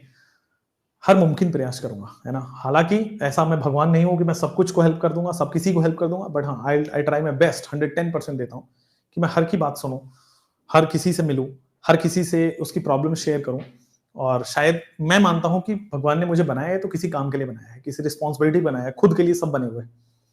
But I feel for others, I care for others, I care for whole things, I care for whole circle, मेरे सामने आसपास जो रहते हैं। बट उस सिनारियो में क्या हुआ, मेरी फैमिली पीछे रह गई, मेरा पर्सनल लाइफ पीछे रह गया, और वो मुझे अब रियलाइज होता है आफ्टर 2-3 ब्रेक्स। तो थैंक यू, यही कहना था मुझे। आप लोग को भी मैं यही सिखाऊंगा कि लाइफ इज वेरी इंपॉर्टेंट, ठीक है ना। खुश रहना बहुत जरूरी है, balance life is very important. Actually हुआ क्या कि मैं स्टार्टिंग से ही मतलब 4 साल 5 साल में मुझे बहुत ज्यादा सक्सेस मिलता रहा, तो वो भी एक नहीं होना चाहिए, स्टेप बाय स्टेप मिलना चाहिए। तो अब मैं पढ़ाऊं, बच्चों का प्यार मिले, मैं पढ़ाता जाऊं, बच्चों का प्यार मिले, सब्सक्राइबर मिले, व्यूज मिले, पैसे मिले, और बच्चों का हाईएस्ट रेटेड टीचर में से एक आता हूं मैं। बहुत सब कुछ दिया यार आप लोगों ने, ठीक है। इन रिटर्न मैंने अपनी 110% करने की कोशिश की। हाँ, किसी को कम लगा होगा, किसी को ज्यादा लगा होगा, बट मैंने अपना 100% देने की कोशिश जरूर की है, ठीक है। मैं दे नहीं पाया हूँ, that is I am 100 damn sure, but हाँ मैंने कोशिश जरूर की, और आपको भी अच्छा लगा होगा। आप भी अपना कोशिश दे लो, 100% दे लो। Now I am not a part of Sankalp anymore, ठीक है बच्चों। बहुत अच्छे टर्म्स पे मैं यहां से जा रहा हूं, बड़ी खुशी मन से जा रहा हूं। हाँ, एक दुख जरूर रहेगा कि मैं आप लोगों से मिल नहीं पाऊंगा, ये दुख रहेगा बस। बाकी मैं हमेशा आपके साथ हूं। आपका संकल्प पे भरोसा बनाए रखिए, संकल्प बहुत अच्छा करेगा आगे जाके। हमारी शुभकामनाएं हैं, बाकी सब तो ऊपर वाले के हाथ में बच्चों। मेरी जर्नी यहाँ पे एंड होती है आपके साथ, और थैंक यू। एक शायरी हो जाए। Thank you. अभी देखता हूं मैं मेरे पास शायरी है कि नहीं है। और शायरी हो गई, शायरी है क्या मेरे पास? तो वही इश्क मोहब्बत वाली शायरीज होती हैं यार। वो घर ले आऊंगा बारात लेके, मैंने बता दिया ना। हाँ,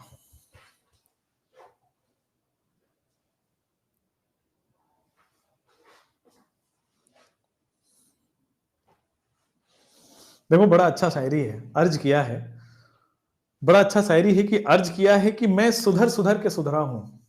अर्ज किया है कि मैं बड़े सुधर सुधर के सुधरा हूं, मैं फिर से बिगड़ जाऊंगा। मैं सुधर सुधर के सुधरा हूं, मैं फिर से बिगड़ जाऊंगा। तुम पूछोगी कैसे हो?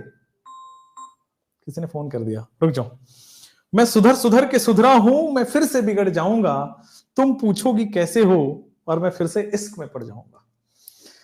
मैं सुधर सुधर के सुधरा हूं, मैं फिर से बिगड़ जाऊंगा। तुम पूछोगी कि कैसे हो, और मैं फिर से इश्क में पड़ जाऊंगा। चलिए बच्चों, और thank you, all the best, bye bye. I have be strong, be happy, और जिद्दी बनो। लाइफ में कुछ भी ऐसा नहीं है जो आप नहीं कर सकते हो। लाइफ में हर कुछ अचीव कर सकते हो, बस अपनी किस्मत आपको अपने से छीनना पड़ेगा, ये बात ध्यान रखना। अपनी किस्मत आपको खुद छीनना पड़ेगा।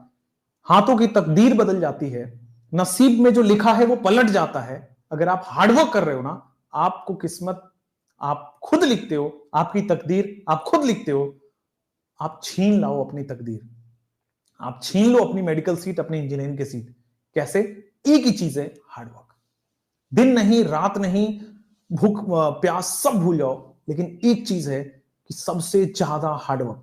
देखो, इसमें याद भी करने की बहुत सारी चीजें हैं, इसमें प्रैक्टिस करने की बहुत सारी चीजें हैं।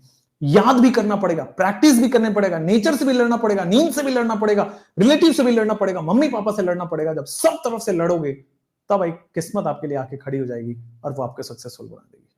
Bye bye, thank you.